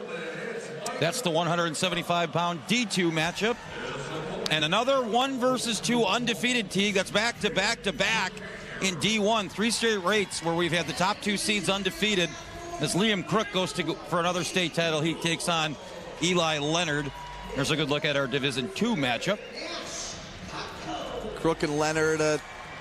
Crook actually had to go through a Leonard to win his first state title last year. They faced off in the semis where the Galloping Ghost, of course, got the victory. We're on Division 2. How about Nick Trepanier? Another one of the 3 lowest seeds to make the finals, coming from the 7th spot, beats the 2 seed and state runner-up Espen Sweers of Mauston in the quarterfinals. On his way to getting here, Micah Kukta of Coleman. Looks like Coleman's making the fine transition up to D2. Yep, absolutely. We just talked about Fenimore, and Coleman says, don't forget about us. We've had a pretty good run over the years in D3 and adapting just fine to Division II. Is Kukta with an early lead. That Cade Rule, Nash Banco. You see the 1 next to Banco's record, Teague. That 1 came at the hands of Cade Rule, didn't it? At the WIAA Fremont duels in early December, it was an 8-3 victory for the Pointer senior. Rule looking to add on the guys' side to that title count as Mineral Point has extended their lead over Stoughton here tonight. And Joe, I think one of the best stories has to come from the girls division as Madeline Sokolski, state champ her sophomore year, didn't win last year. She's back in the finals, but her opponent, Isabel Olson, a 2-time state finalist, last year did not qualify out of her second. Wow. One girl placed ahead of her, and now they changed that. And Olson on her way to being in the finals here tonight, taking out the 3-time champ Haley Krieger of New London to get here. That was a match that the entire arena had eyes on as it neared its end last You night. could hear a pin drop or maybe a headgear chin cup drop after that stunning win last night by Olson, and she's trying to back it up here. As Teague mentioned, Sokolski, a former state champ. Rule and Banco, that's 3-1. And Crook and Leonard, this is a potential future ACC Big Ten Challenge match, Teague, as Liam Crook on his way to Virginia. Eli Leonard staying a little bit closer to home. He signed with the Badgers, so you got 2 D1 wrestlers doing battle. Crook ends the first period with a 3-0 lead after the takedown. And there are not many wrestlers in the state that are as good at going from their takedown and transitioning to their top game like Liam Crook. As you saw right there, got the takedown with less than 15 seconds to go and was going right to work on a tilt. Leonard able to stave him off, and we start the second. Crook up 3-0. He'll start in the down position. Micah Kukta is up 6-1. Now 3-1 lead for a Rule. They start the second period. Well, Eli Leonard had to pull a flair for the dramatic last night, Teague. Overtime win over Caleb Denis. Another Badger signee. Took that into overtime before Leonard got the takedown. He's going to need to pull a big takedown here. Looking good on top early on in this second period. Shot by Sokolski right off the whistle. 30 seconds into the period, and Nash Banco looks like he almost got behind Rule, and nothing called yet, and there it is, a reversal, or takedown, apologies, to make it 4-4. Rule right back in on the leg. So even up in Division III, a mid-season rematch here in the state finals with the defending champ Rule and the 2-seed Banco. Olson trying to continue this charmed weekend here and knocking off another state champion. Sokolski so far so good, leading 3-0, and Crook now with the escape up 4-0 over Eli Leonard in this 1 versus 2 battle. And Eli Leonard gonna have to start creating his own offense, which is a lot easier said for me up here than done against Crook, who gets in on a shot, turns the corner so quickly. Leonard trying to turn into a scramble, but Crook gets the hips covered, and now up 7-0. As we enter the closing seconds of the second period in Division I. Olson up with a 6-point lead. We near the third. Kukta with a 10-1. Yeah, how about Kukta here? I mean, Trepanier, you see the number, Teague, the 7 and the 14 losses, but once you get on a roll and momentum's a real thing and you start building confidence every round you advance through, but Kukta says, I am not going to be your latest upset victim here tonight, as he has come out with a purpose here. 10 points in the opening period and change.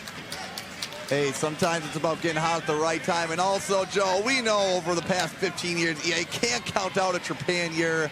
Nick and his brothers, I do believe they are at over 400 combined wins between the 4 of them. A lot of O'Connell Falls great brother tandems over the years. Started the third, 5-4 for Rule.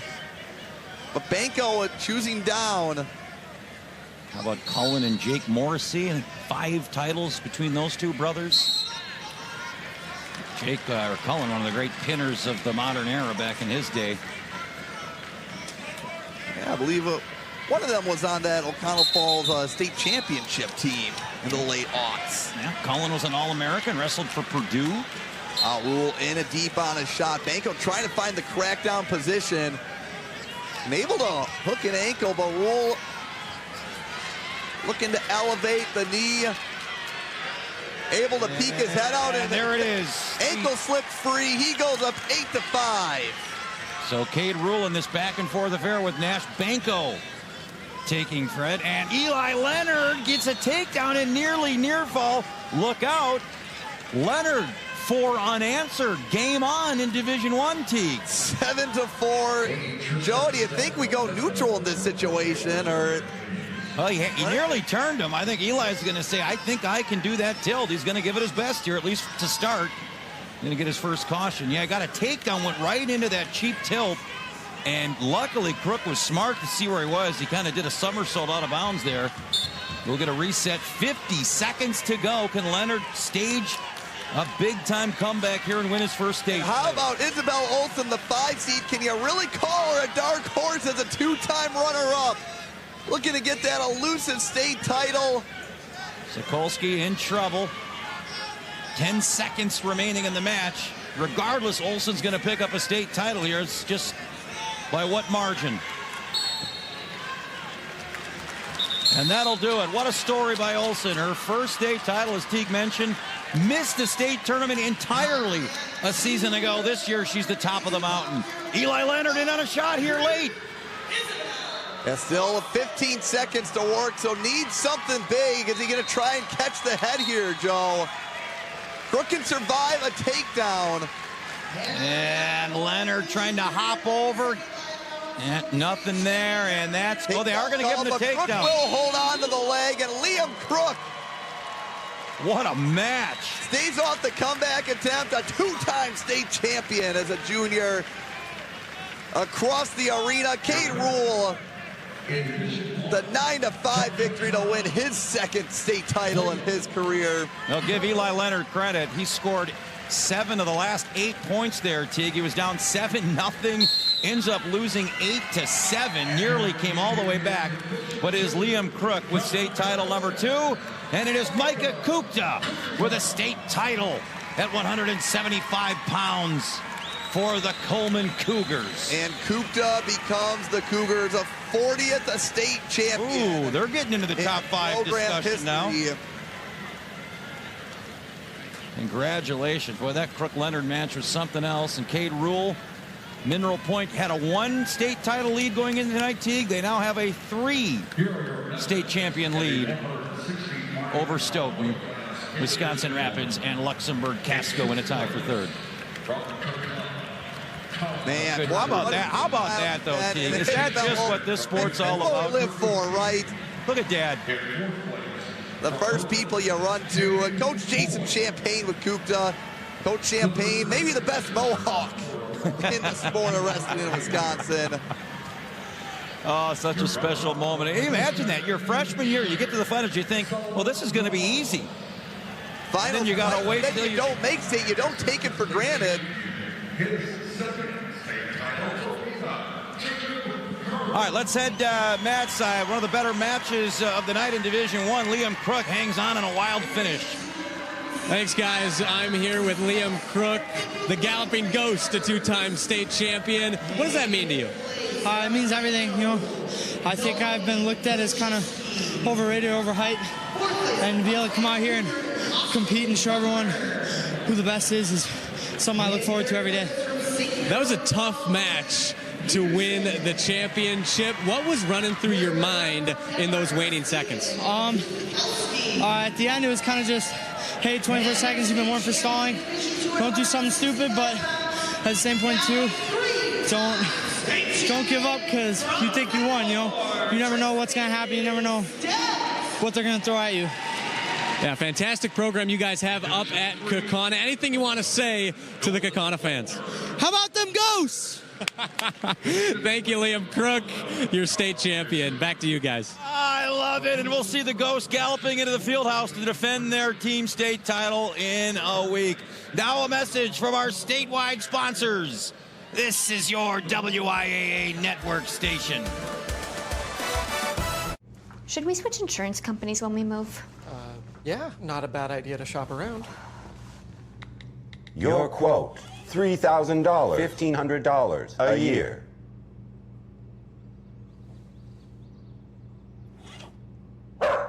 Mute, please. We should talk to someone. Sometimes humans are just more helpful. Let's get an accurate quote for you. Farm Bureau Financial Services. It's your future. Let's protect it. Dairy Farmers of Wisconsin would like you to meet Carter, a stellar student athlete and junior at Mondovi High School. Carter excels as a running back and inside linebacker in football and as an outfielder for the baseball team. He's also involved in extracurriculars through FFA, school, and his church. Carter is part of the 5th generation at Heike Farm, working with his grandfather and father, focusing on animal welfare. The Wisconsin Dairy Student Athlete of the Month feature was brought to you by the Dairy Farmers of Wisconsin.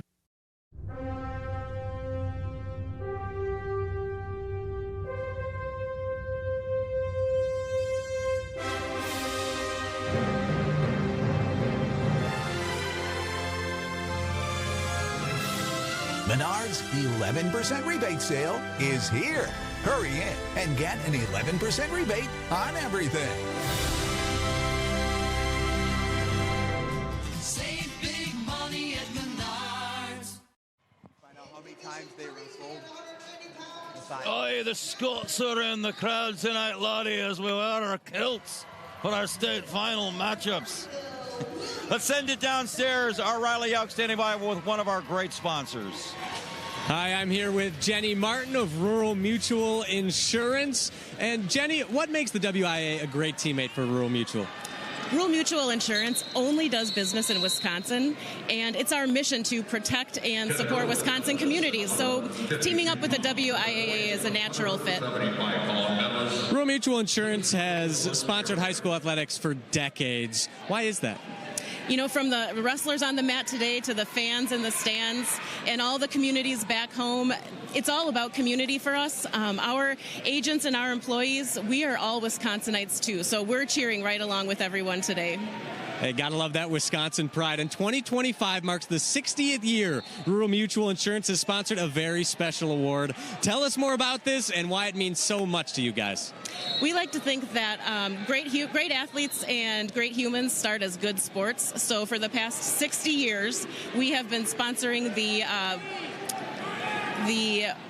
Sportsmanship Award, and it's our honor to basically definitely recognize the athletes and coaches and the communities that are here today. Thank you so much, Jenny. Really appreciate the time. That's Jenny Martin from Rural Mutual Insurance. Thanks, guys. And Rural Mutual, yep, they've been with us since the beginning, and we greatly appreciate their support. And Teague, I appreciate some of the matchups we've got going on right here. As you look top to bottom, Owen Soyberg and Guy Fraley at 190 pounds, thus the kilts. You got Kamara Hutter and Victoria Jewell, again, one of the only a couple of weight classes without a returning state champion. Max Mathias, the state runner-up from a season ago, taking on Kinbaum of Kiel and Carter Luck of Stratford and William Becker of Partyville in another 1-versus-2 showdown. Who do you like in these matches? Well, we actually have a couple of multiple rematches in this round as Showtime Schoberg, as they like to call him in Watertown. It's his third time facing a Fraley. Fraley has won the first 2 bouts over in the Division II mat. Kienbaum and Mathias, they have faced off against each other 4 times already. So round 5 between the two and Northeastern foes. And number 4, Division III. We have Carter Lueck, a state finalist last year, curling a 3-1 deficit against the senior from Partyville, Mr. Becker. And at girls 165 pounds, the 1 seed, Kamara Hutter of Adams Friendship. She's squaring off against Victoria Jewell of Nicolay. Jewell's only 2 losses of the year to American of Shoreland Lutheran, and we saw you taken out in the quarterfinals. Hutter's only 3 losses, get this, Joe. She squared off against fellow South Central Conference foe Laney Vaughn from Watoma Wild Rose 7 times this year. They were knotted up 3-3 heading into the semi-clash last night. Hunter got the pin, advancing to the finals, and now with a 3-1 lead at the start of the second. Well, baseball opening day is almost here. That is a true best-of-7 series right there. It's the 7th rubber match in the state semifinals. How about Max Mathias? Boy, we had so much fun, Teague, watching him last year as a sophomore, burst onto the scene, get to the state finals. One of the better matches with Ian Smith, the big dog from Northwestern. That was a 3-2 final.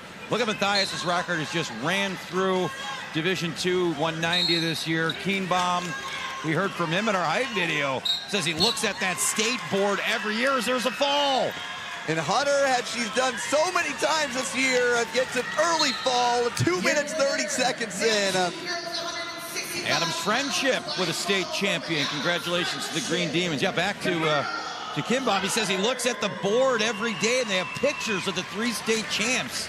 He says he goes to bed every night, thinks about his name and his picture on that wall. How great of a motivation is that? Jason Luloff. That's a pretty good one. Mathias with that 2-point lead at the moment. We got 3-1. 45 seconds remaining in the Division I final. Now Schoberg, Teague, big-time semifinal win last night when he took out to get here in that 2-3 matchup.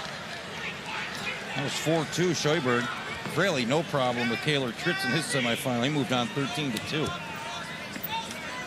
And Homestead, of course, Ernie Millard, who retired last year, they made their first team state final, and under coach Ryder Sigler now, they just seem to keep this momentum rolling into this year. Fraley looking to continue the streak. Charlie Millard, of course, won 2 titles for the Highlanders. They're looking to keep the streak going to 3 now. And a nice ride out here by Fraley to head to the third. And how about a 3-1? Now here's interesting. Lueck has what we have. We have a cradle locked up here. Mathias in trouble. The undefeated top seed has been put to his back by Keenbaum. Center of the mat. This is trouble. Oh, Mathias gets out of it. Wow, was that close? Interesting.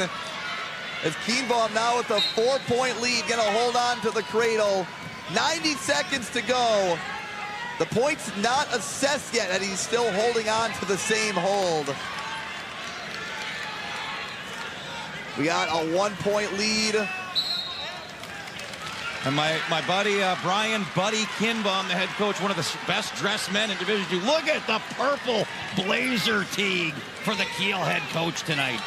Loving the look for the Raider coach, Matt Side, and Carter Lueck down to 1, picks up the takedown to take a 2-point lead. And here's the escape by Mathias. He's got 1 minute to go. He's been the #1 ranked wrestler, Teague, since the preseason. Yet he finds himself trailing for the first time this year. 1 minute to go in the state finals. Here's Keenbaum again in on a shot. And the Mathias family been through their fair shares of trials and tribulations on Saturday night as older brother Chase. Oh, they're going to stay out of bounds. Yeah, Chase losing to the big cat Ian Smith the last 2 years. Schoberg, less than a minute to work, down 4-1 against Fraley.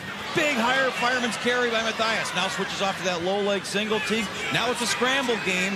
It's a race against the clock here for Mathias. He's got 30 seconds. Keenbaum maybe looking for a stalemate or something to slow down the scramble. Mathias trying to put the Kiel senior in danger. Undefeated record on the line for the Two Rivers Junior. And they gave him the takedown. Called. They gave him the takedown. Now Keenbaum, though, can still scramble out of this. Work his hips up, try and find a reversal, and he gets the ankle free. Oh, he got the reversal, and he's getting near fall. And Keenbaum gonna pull the stunner here in the final seconds. Mathias trying to get to his feet. Yep, that's near fall. That should be a 9-7. Official Neil Stake, we're gonna conference here. Hold the phone, but I believe it's too near fall. Should be 9-7 Keenbaum, I believe. And Joe, we got 5-4 in Division III right now in favor of Lueck. 4-1 in favor of Fraley. In on another shot. Schoberg trying to scramble through. We have to go to the laptop, Teague, to keep track of the points. To be fair, the and officials, Carter Lueck puts the exclamation point on his state title. Picks up some near fall. Number 30 for the Stratford Tigers. All right, let's go over to Division II now, because this is now in the officials' hands, and now it becomes, Teague, I believe there should be 2 near fall. No, they're going to give 2 and 2, so they each got near fall. We're going to overtime. Are you kidding me? And now the Kiel coaches, and everyone agrees we get free wrestling. I guess they gave Matthias 2. I'm fine with it. Let's go to overtime. Guy Fraley, a state champion on a Division I, 3rd year in a row, a title for the Highlanders, but now all eyes on this Division II championship match. What a wild flurry at the end, both with reversals, both with near falls. When they all sort it out, it's 9-9, and we're in sudden death overtime here to decide the state champion at 190. First takedown win, 30 seconds to go, and Keenbaum kind of hitting the thighs with the Olay there. What a match, what a finish. On a quick shot off the whistle by Keenbaum. Go behind by Matthias, just needs a mat return. 20 seconds to go, and no, they're going to say he was out. Calls, and now he has the feet in. 19 seconds remain in sudden victory on the reset. So close. Scary moment there for Keenbaum. Matthias with a shot of his own. Counterattack by Keenbaum. Now can Keenbaum Teague come up with this? He's got 10 seconds, otherwise we're heading to double overtime. Keenbaum on the trip. That's 2 through 3. Keenbaum in overtime. The 4th state champion in Kiel history in about as dramatic fashion as it gets. What a crazy finish. They both get reversals and near falls to send it into overtime. Matthias nearly has the takedown. Keenbaum with literally 1 second left. And Joe, it took 5 attempts, but Keenbaum beating Matthias when it matters the most in the state finals. What a match. Ben Keenbaum, Kiel. You see how close these two programs are, not separated by for each other. Now Kiel and Two Rivers, great Division II rivals. And that was why we got to take. I got to need some water, Teague. I need to reevaluate because that was incredible. Now a message from your local station. This Pretty Good Wrestling, and it's your WIAA network station. Over 95 active auctions right now, like this 4-wheel drive pickup for $100, or this refrigerated semi-trailer. Okay, maybe not this week, but this John Deere Gator for $100, definitely. Make a bid, get a deal, don't miss out. WisconsinSurplus.com. As we've developed our team here at Sims, we've embraced a collaborative spirit, respectful communication, and a shared commitment to achieving our goals with you, our customer. Better home, better values, better call Sims. I think there are a lot of benefits to schooling our children from home. We get to spend a lot of time with them, and there are eureka moments like seeing them walk for the first time, or they figure something out and they're so excited about it. The RVA really does work with each family to individualize each child's education to help them really succeed. This is like the best thing in Wisconsin in terms of school. For us, the RVA was our first and best choice of schools to choose. We love the RVA. For over 70 years, people have trusted Baki Chiropractic. Visit one of our 4 locations for personalized care from experienced chiropractors with a hands-on approach. If you have joint, back, or neck pain, call us today. Baki Chiropractic. Call us. Come in. Feel good again. Bumper damaged, paint chipped, dented or scratched car, cloudy headlights? Why live with it? Save up to 60% from traditional body shops to repair instead of replace. Big or small damage, smaller price. Visit Auto Color in Middleton or on Stoughton Road. The 2025 WIAA Individual State Wrestling Championships are brought to you by the Wisconsin DOT. Zero in Wisconsin. Together we can save lives. And by the Wisconsin Education Association Council. WIAA thanks all public school educators giving their all this school year. WIAA, we teach, we inspire. And by Rural Mutual Insurance. Insurance Company. Premiums paid here, stay here to keep Wisconsin strong. A proud sponsor of the WIAA Rural Mutual Sportsmanship Award for over 50 years. No, I'm still catching my breath after that D2 190 final. Let's see if the guy who actually won it has any breath left. Riley, what do you got? I'm here with Ben Kienbaum, the 4th state champion in Kiel history. Ben, you had to go through hell and back to win that match. Arguably the best match we've had in the state tournament thus far. How you feeling, man? Man, it feels good. It's a lot of hard work that goes into this. In practice, out of practice, mornings, nights. It takes a lot. What does it mean to you to end your career with a state title? It means a lot. I've been working at this goal for a long time, and it's always fun to meet those goals. Anything you want to say to the Kiel fans back home? Oh, man, thanks for all the support. The town of Kiel has been great, and I appreciate them all. All righty, thank you very much, Ben. Go get some rest. Congratulations, heal up. Ben Kienbaum of Kiel, guys. Oh, man, that is just gutsy stuff. Ben Kienbaum, you won a fan right here, my friend. That was awesome. Speaking of someone I'm a fan of, Teague, in girls wrestling, it doesn't get any better than Brooke Hoffman. Let's go right over to that girls' matches. There's Mr. Kienbaum. Look, here's our bouts. Kara Kaczynski, Blake Theory, keep an eye there. Sanchez and Egan's going to be a fun one in D3, but you got to go with Brooke Hoffman. How about this record, folks? Are you sitting down? 71-0 in her young career, including a state title. She's yet to go the distance in a match, Teague. I am not just using this to hype our ratings and clickbait factor. She's literally never finished a match in her career, including 2 years in the state tournament. And only one match has gone beyond the first period. And what you just saw on your screen, folks, a true battle of the Titans in Division II. Seymour's undefeated KO Weisgang, Prairie du Chiene's 3-time place winner Blake Thierry, 6-9 versus a 6'4" D1 football commit. Yeah, I was going to say, if Leisking isn't a lineman in college football, he's going to be a power forward in college basketball. One of the bigger wrestlers we've ever seen in our history here at the state tournament. I think 6'4" is generous. I think he hit a growth spurt before the weigh-in this morning. Over in Division I, Garrett Kovchinski came in as one of those. There goes Huffman. You told me to keep it there quick, T, because it was going to go quick. Working for the ball. That's it. Unbelievable. 39 seconds in the state finals. Make it 72 in a row via pinfall. This is one of the great starts to a career you're going to ever see. My goodness. And the Winburn-Berkwood Charger just never ceases to amaze us, right, Joe? 72-0 has yet to wrestle a full match.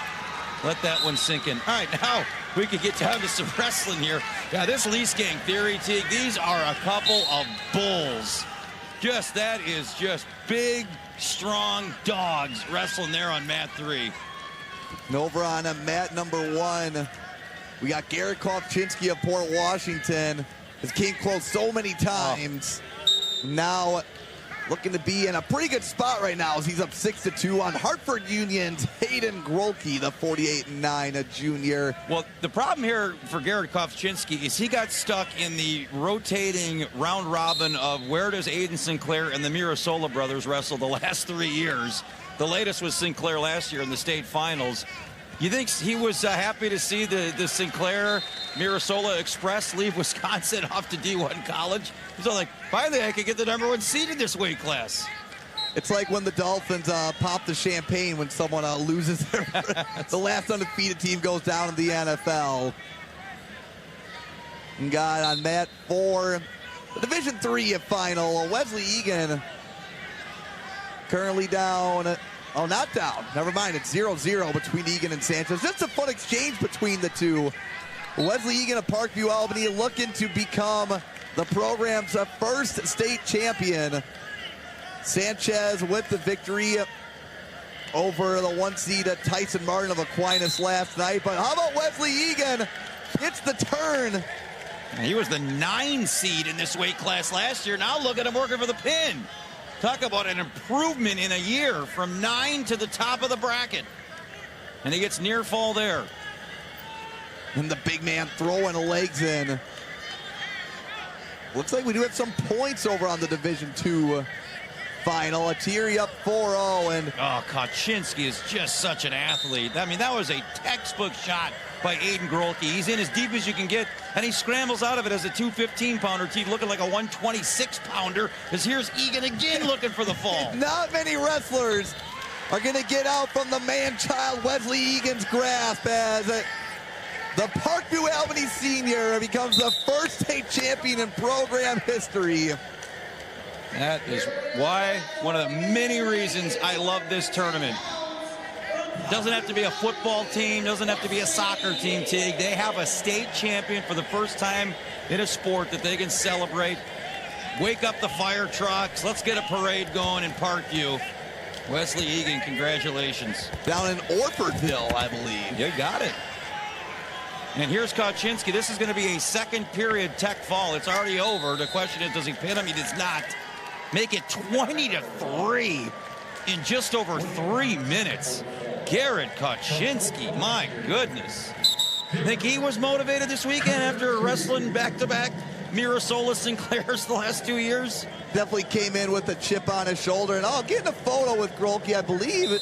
Joe, is that a North Shore conference? It is. Yep. Hartford, Port Washington, conference rivals. Hey, respect to see those two. As Grolke a junior, so still a chance for him. Problem is, so's Kaczynski. Yeah, and not like we saw heavyweight, Joe. We're going to see heavyweight. Not much room for movement as Thierry, how about the Prairie du Chien senior going up 8-0. Lights gang.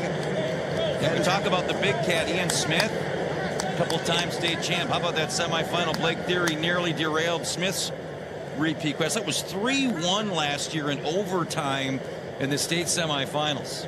And Joe, crazy to think at 3 years, even as a 195-pound freshman in a loaded weight class, 3 times on the podium, never made the finals, first trip here. He has to be motivated, and maybe people aren't feeling bad for him, right? He's playing football at Indiana. He has multiple track medals, but you know he's still looking for that first state title, as I've talked about with Coach Mike Rogie quite a few times.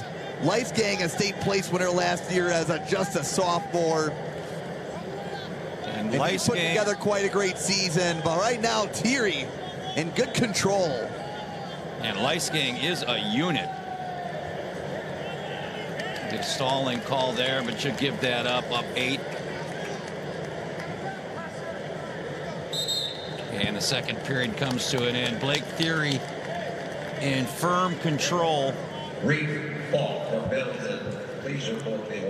9-0 to start this final period. Thierry of Prairie du Chien. How many great runs? It's not only individually, some great team, a couple team state runs in there. Got to be part of Rhett Koenig and the Koenig brothers' journey, and what a good run it's been for Thierry here. Jesus poked in the eye. Yeah, three team state trips to the finals. And Joe, if not for Fenimore, I'd probably think it'd be 4 straight team straight trips in Division II.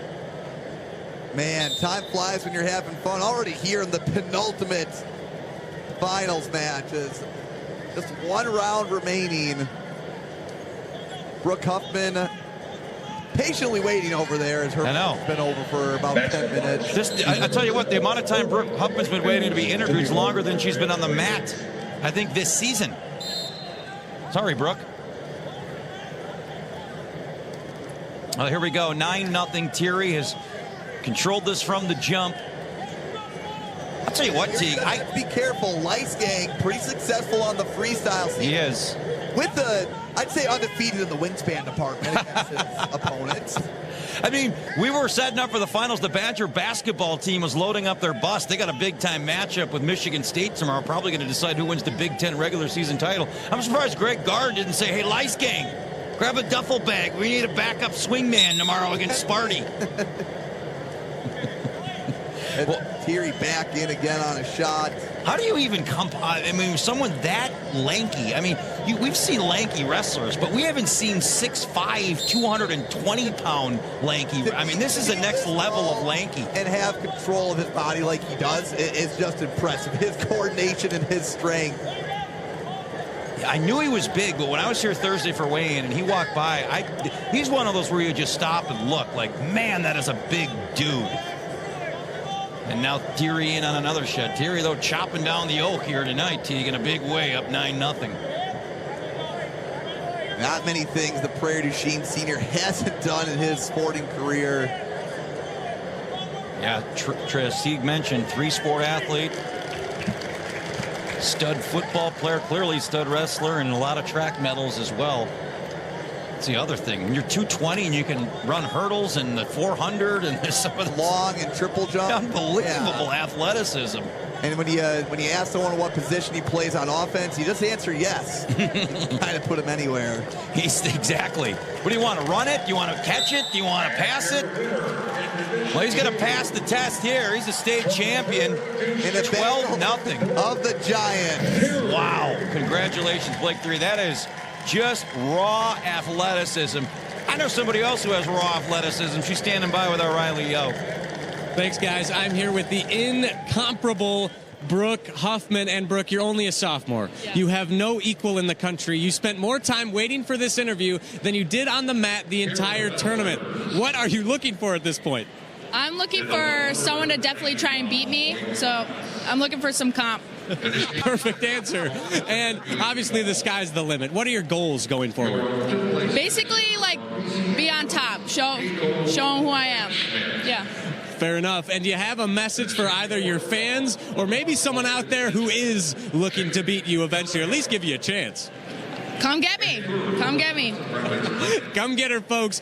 Brooke Huffman, the #1 wrestler in the country at 185 pounds. Guys?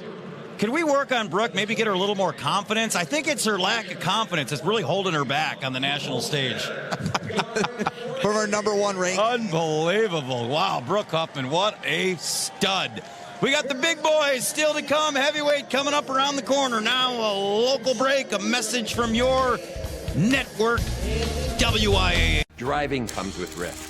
You may be a safe driver, but there's the risk that others are not. What's not a risk? Calling Gruber Law Offices. The call is free, and there's never a fee until we win. Gruber Law Offices. One call, that's all.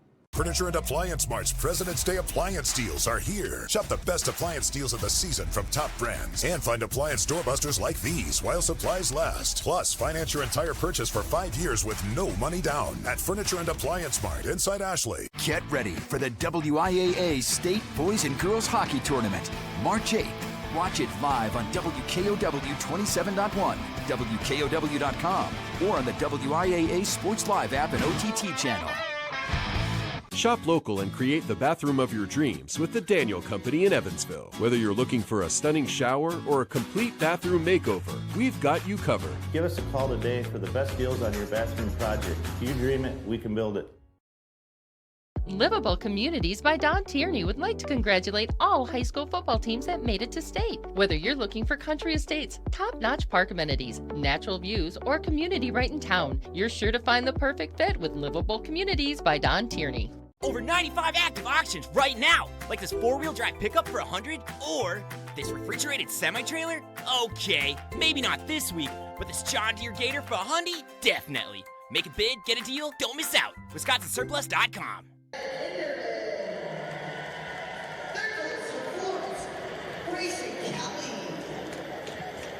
Coming down to the wire here on Championship Saturday. 4 more gold medals, Teague Fenwick, to be handed out. So glad you're with us here across the statewide network. What a fun night it's been on all avenues, from history to upsets to maybe the start of some more history, Teague. And before we put a pin in it, we got to have our final girls bout at 235, and then our Divisions 1 through 3 boys 285-pound matchups. And here we go, our final individual matchups. I cannot believe it was The first week of November, coming out with previews, going to coaches' conventions, and here we are. It comes to an end.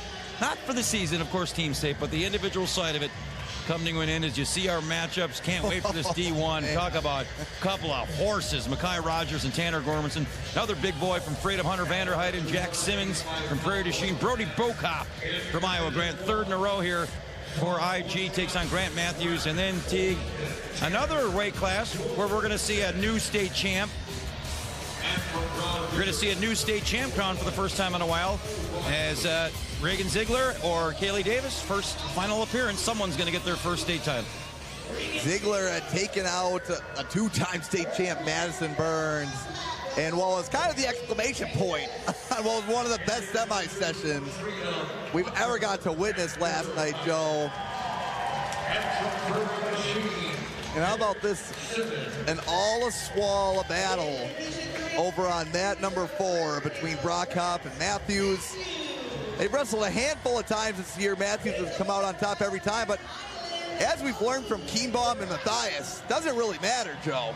Conference. What matters is the result tonight. You say, think about this. Conference, regional, sectional, state final. 4 weeks in a row, these two guys have locked horns. See if it pattern holds or if Brockhoff the senior can break the streak. And a quick stalling call. Well, how about that, Teague? 9 seconds in, you get a stalling call. Grant Matthews just pushed into the pace against Brockhoff. That one might be one Steve could I don't think there's history on that, but Steve, if I'm saying 9 seconds for a stalling call, you got to be kidding me. That is just coming right out bulldozing. Here's Mekhi Rogers, the big guy, showing his athleticism, and Gormanson. Boy, as big as Lee King might be, I'd hate to have a last man standing with Lee King and Gormanson. Those are a couple of big, big young men.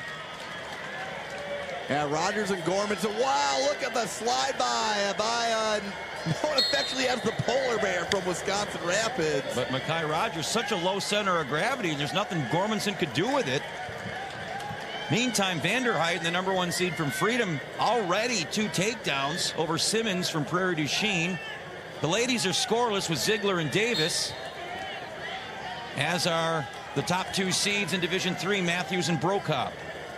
Callie Davis, known last year as the best kept secret in Wisconsin, came out as an 8 seed, took out the 2-time state champ Sirianna Reinwald on her way to the finals, fell just short against Rachel Schauer. And now back in the finals at 235. Maybe wasn't expecting it to be against Burns, but here we go against Ziegler, the 5 seed, still no score.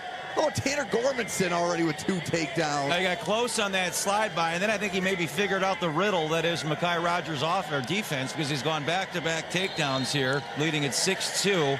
Well, this is a sumo match in Division III, Teague.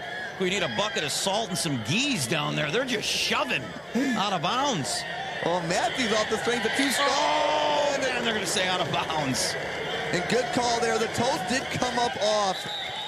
So maybe they looked in bounds, but since they weren't onto the mat, refs call a reset, and 1-0 for Matthews. Wow, 12-3 lead, Hunter Vanderheiden. Yeah, we talked about folks being happy that the Mirasola Sinclair graduated.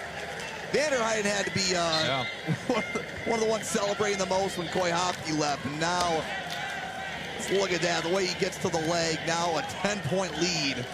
Yeah, he moved. Also known as Thing 2, Joe. His brother Henry, Thing 1. Well, Vanderheiden pinned his way to the state finals last year before, unfortunately, running into the cyborg, otherwise known as Coy Hopke. So he got a taste of fatigue last year, and he's done the same thing this year, just rolling through the competition as the number 1 seed. Nice slide by there, a little shock with the underhook. Gets a takedown. And he's a takedown away from teching. How often do you see 285 tech falls, Teague, especially in under 6 minutes? Well, and there it is. The 3-point takedown, a tech fall in 2 minutes and 54 seconds. Wow. Absolutely impressive. And it's not like he's one of those, hybrid 215/heavyweights. He is a big 285 that moves well. That was impressive stuff. Vanderheiden runner-up a season ago. He's a champion as a senior. How about Freedom coach Brad Baker? 2 champs on the night. Freedom, and then how about the girls finishing runner-up? So an all-around incredible weekend for Freedom Wrestling here at the Kohl Center. Brockhoff with a tough ride right now in the second, and a stall warning against Matthews. Wow. Look at Matthews coming right over into the cow catcher. The IGH Senior 2 is back. And there it is. And 3 finalists. They get a champ in Matthews. 4 weeks in a row, these two have locked horns, and Matthews came out shoving, got a stalling call against his opponent. 9 seconds into the match, finishes it in style with a pin. Down to 2. Gormanson 7-2 over Rogers. Ziegler 1-0 over Davis. Both these matches, Teague, into the second period.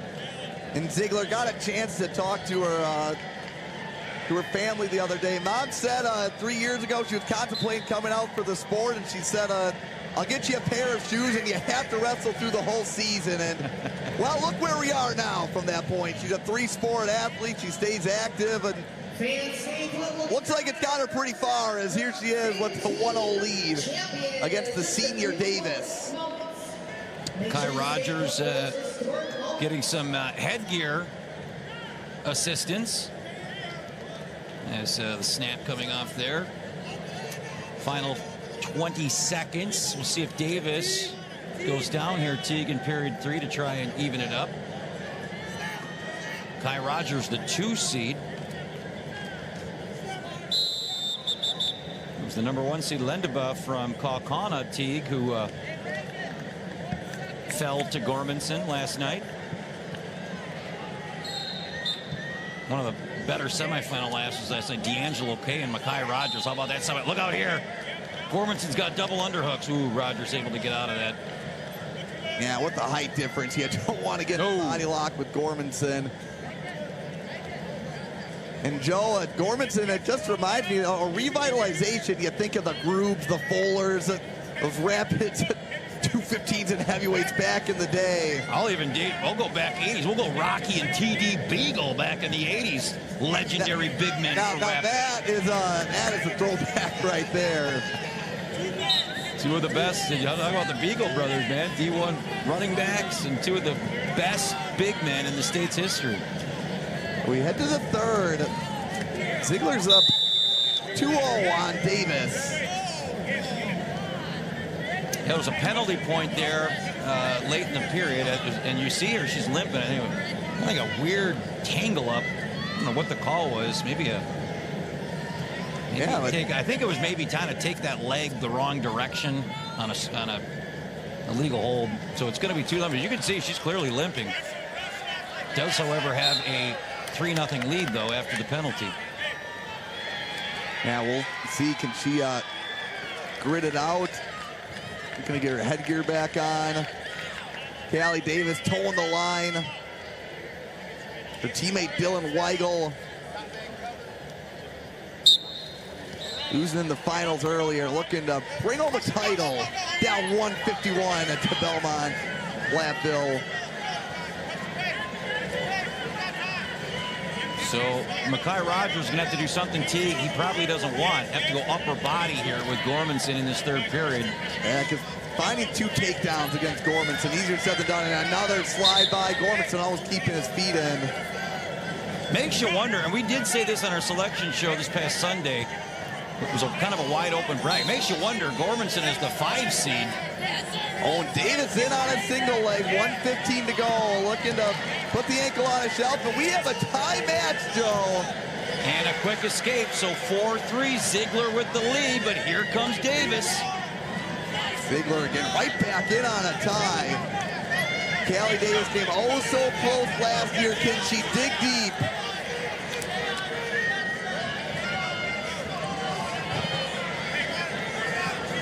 Gormanson just a shade over, minute remaining up 7-3. Another sweep single by Davis, but Ziegler able to flatten her out. And now you're praying for a stalemate. If you're bottom, if you're top, you're working that grip, Teague. Down to 30 seconds in regulation. And there it is. Callie Davis, does she have one more burst in her? You see the pain laboring on that. It was either the knee or ankle got twisted up at the end of the second period, limping back to the center. Here we go, 25 seconds and counting, and 35 seconds and counting in Division I.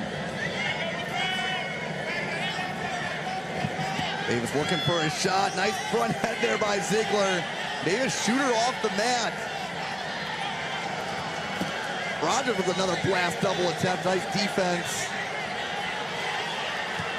And there's the stalling call at 1 point. Green, are you kidding me?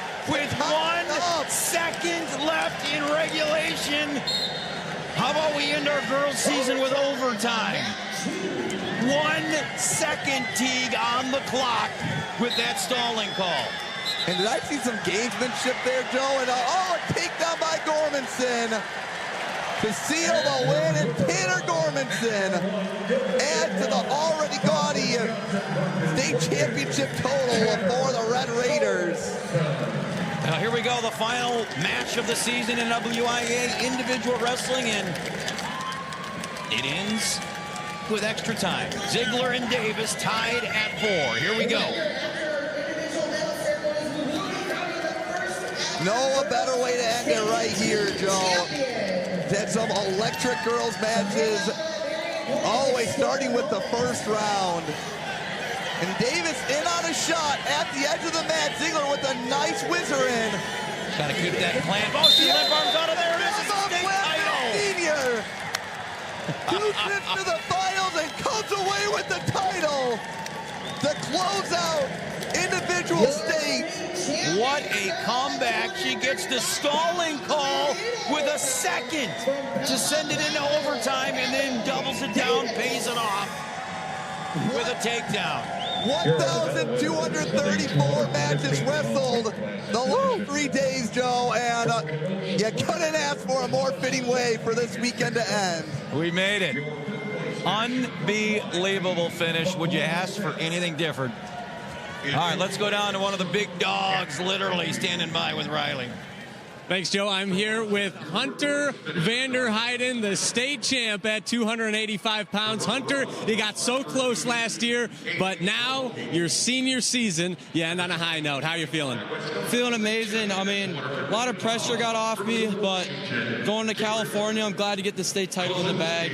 Just the emotions are unbelievable right now. I just feel so amazing. And Freedom, you guys have had an amazing contingent of fans here all weekend. What does that kind of support mean to you? I mean, it's super helpful when wrestling out there, just hearing all the fans cheering for you. Just like in duels, you get amazing, the community coming in, it's just amazing, and it's just awesome wrestling in an environment like that. It makes it so much more fun. Yeah, the Irish faithful certainly dedicated. And now I feel like the heavyweights, you guys get the short end of the stick. The Cole Center's a little cleared out. So you, Hunter, get the final words of the night. What do you want to say? I don't know, I'm so grateful for all the people that stayed, and Wisconsin, you didn't owe me anything, but so grateful to wrestle in the great state of Wisconsin. It's so much fun. Congratulations, Hunter. Thank you so much for the time. Your state champ at 285, Hunter Vanderheiden from Freedom. Thank you. He is a large and happy champion tonight. A lot of smiles on the podium for our medalists and, of course, our champions. We'll come back and put a finishing touch on the 2025 Individual State Wrestling Championships after this message from your local station. This is your WIAA network station. Drive home a new vehicle in the new year with amazing closeout deals from Middleton Ford. Right now, go big and get over $9,000 off MSRP on the 2024 Ford Expedition with $7,000 in Ford retail customer cash at Middleton Ford. Visit MiddletonFord.com today. Over 95 active auctions right now, like this 4-wheel drive pickup for $100 or this refrigerated semi-trailer. Okay, maybe not this week, but this John Deere Gator for $100, definitely. Make a bid, get a deal, don't miss out. WisconsinSurplus.com. At Sims, you can depend on us to foster an environment of trustworthiness, dependability, and consistent performance. You can rely on us. Better home, better values, better call Sims. Marilat Kitchen Cabinetry is made for one thing, your lifestyle. At Marling, you'll see smart features that make everything you do in your kitchen easier. See why Marilat can make your dream kitchen a reality. Marling Lumber and Homeworks, Madison, Janesville, Waukesha. Marling.com. With the new Ultimate Hut Bundle, create your ultimate Pizza Hut feast. I got meat lovers and double pepperoni. Gronk, we got double pep. I get double pep. Dude, Bundle Bros! Bundle Bros! Bundle Bros! Build yours starting at $24.99. No one out-pizzas the Hut. Drive home a new vehicle in the new year with amazing closeout deals from Middleton Ford. Right now, get the 2024 Ford Escape with 1.9% financing for 66 months, plus $2,000 in Ford credit bonus cash at Middleton Ford. Visit MiddletonFord.com today.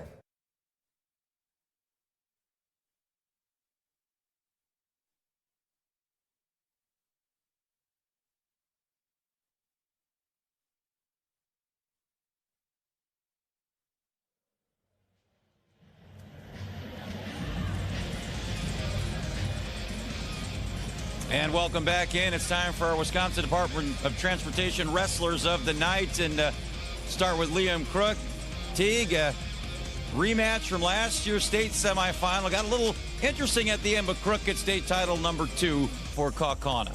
Held off a hard-charging Eli Leonard to win 8-7 at the end. And, Joe, how could we not give a couple of our titles away to the 30th and 31st ever four-timers in state history tonight? Yeah, pretty easy to pick your D2 and D3 wrestlers of the night. Here's a look at Koji Campbell. Just one loss in his high school career. Perfect, though, in this building, and that's where it matters the most. He's got some good game after winning state title number 4. And then on the ladies' side, this might be the stunner of the night in a battle of 2 versus 6 in the country. That's right, in the country. Riley Hanrahan dismantles previously undefeated Carly Shesker, ending her bid for 4 state titles. And here, Danny Heiser, Teague, he had a first period technical fall in the state finals. Wow. All you can say is wow to Mr. Heiser. Man, and then a look what here. A night. Yeah, here's Crook hanging on at the end. Eli Leonard, give him credit. He's a future Badger. And, man, home crowd maybe was behind him, but Crook hung on. That was one of the better matches of the night. That was an 8-7 final for the very talented junior from Kaukauna. And his season, one of the few that doesn't end. He's wrestling next week at Team State. And here you go. Let's look at the final numbers. Koji Campbell, Danny Heiser combined 106-0 this season. And Heiser also a nice little cherry on the top of that Sunday as he tied Hunter Weber tonight. Career victories in the state of Wisconsin at 212. So Danny's got a lot to smile about tonight, along with those 4 state titles and a trip to the University of Missouri in the fall. And how about the next year? We might be busy here, Teague. See Shesker on the right. We mentioned the loss of Hanrahan, but Peterson, Wolbert, Whiting, we're going to have a trifecta perhaps next season. And Peterson looking to maintain a perfect high school record next year. Whiting now 7 state titles for the Whiting family. She's looking to cap off the double 4-peat. And Kellen Wolbert, the Okie State commit, keeps things rolling in his Ocon career. All right, we're going to come back. We'll have a final thought here from Madison. A message now from our statewide sponsors. This is your WIAA network station. Now's your chance. Get an 11% rebate on everything at Menards. Transform your home with an 11% rebate on a new closet. Build your dream bathroom and save on luxury tubs and showers. Customize your kitchen and get an 11% rebate on Clearview cabinetry. Or go even bigger and save 11% on a new garage. Don't miss out. There's no limit to what you can save with an 11% rebate on everything. Now at Menards. Save big money at Menards. Dairy Farmers of Wisconsin would like you to meet Emery, a dedicated student athlete at Edgar High School, where she's captain of her basketball, softball, and volleyball teams. Emery's main focus is school, but she also helps on her father's dairy farm, which has been in the family for over 150 years. On weekends, she joins her father and sister in the barn, where she feeds and milks cows, cleans, and helps with other seasonal farm tasks. The Wisconsin Dairy Student Athlete of the Month feature was brought to you by the Dairy Farmers of Wisconsin. Bobby, are you there? I heard all this noise, and then I was thinking you dropped the connection. But I'm a little worried. Honey, are you all right? Bobby, where are... I hear sirens. Bobby, what's going on? Please answer me. Oh, God. Bobby, no.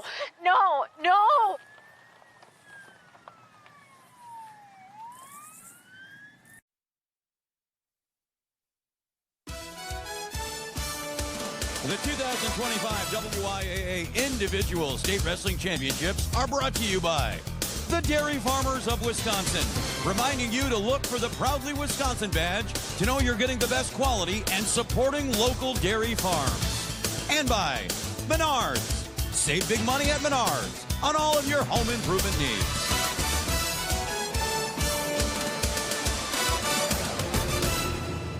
Unauthorized use or rebroadcast of this program and live internet stream without the express written consent of Allen Media Group, Wisconsin Broadcast Division is strictly prohibited and a violation of U.S. copyright law.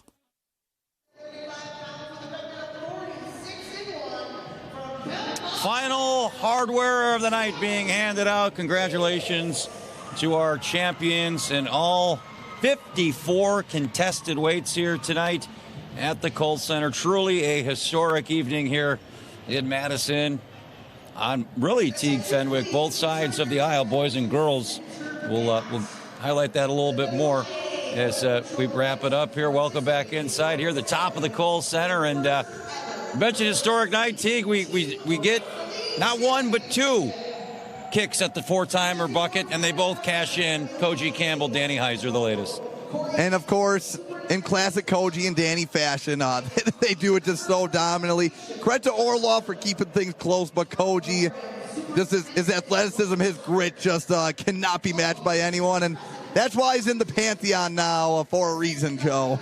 Girls wrestling really stole the show, maybe all weekend. The growth, the explosion from 400 some odd wrestlers 3 years ago at the first state tournament to nearly 2,000 this year. Hanrahan and Cheshire was billed as maybe the match of the century. Hanrahan had other plans in that one, didn't she? Man, Hanrahan with the tech fault did it in dominant fashion too in that top six battle. How about going on behind us, Joe? We have our first ever team trophies being awarded as a coach Brad Baker takes that second place trophy for the Freedom Ladies, now being awarded. And here comes Freedom. Again, if you missed it at the beginning of our broadcast, this is the 82nd year of the state championships, individual state championships. There's never been a girls team title. That is no more. And there it is, and you're about to see the first ever girls state champion. And that is Milton, the Red Hawks. Congratulations. And there you see head coach Pat Yauk. And there come his ladies. And I don't think I could think of a better segue in the history of television than descended to Pat's son, who just happens to be our sideline reporter. Did we write this in advance? Go ahead, Riley. Yeah, I don't know if we wrote it in advance, but I don't know if you could have written it any better. Obviously, my father, Coach Pat Yauk, and the Milton Red Hawks girls wrestling team, the first ever champions on the girls' side in the state of Wisconsin. I was going to talk about them anyway, but now it's fantastic. The ball wasn't really bouncing Milton's way. Last night in the semifinals, both Albrechts lost, and then this morning, one of the Albrechts couldn't get the job done, and they let Freedom hang around, but ultimately Cook couldn't get it done, and ultimately Freedom kind of handed it to Milton, and Maddie Peach did her thing, and I'm just absolutely thrilled, as you could probably guess. Really the only thing missing from Coach Yauk's ledger so far was a team title, and now the first ever for the girls. And the scary thing for the rest of the state of Wisconsin is that the Red Hawks team looks exactly the same next year. Nobody's graduating,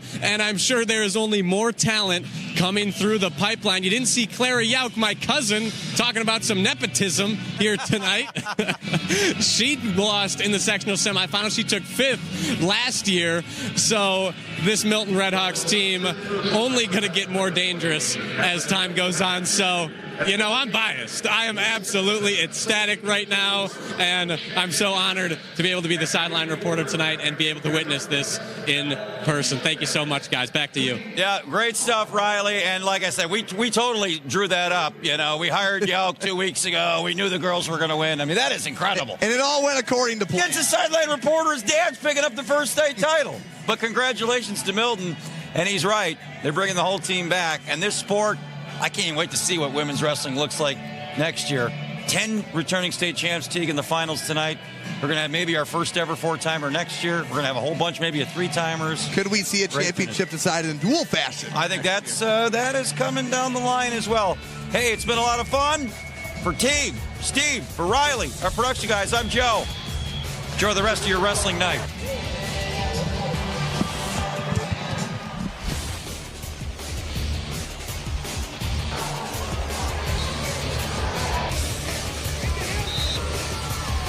$100.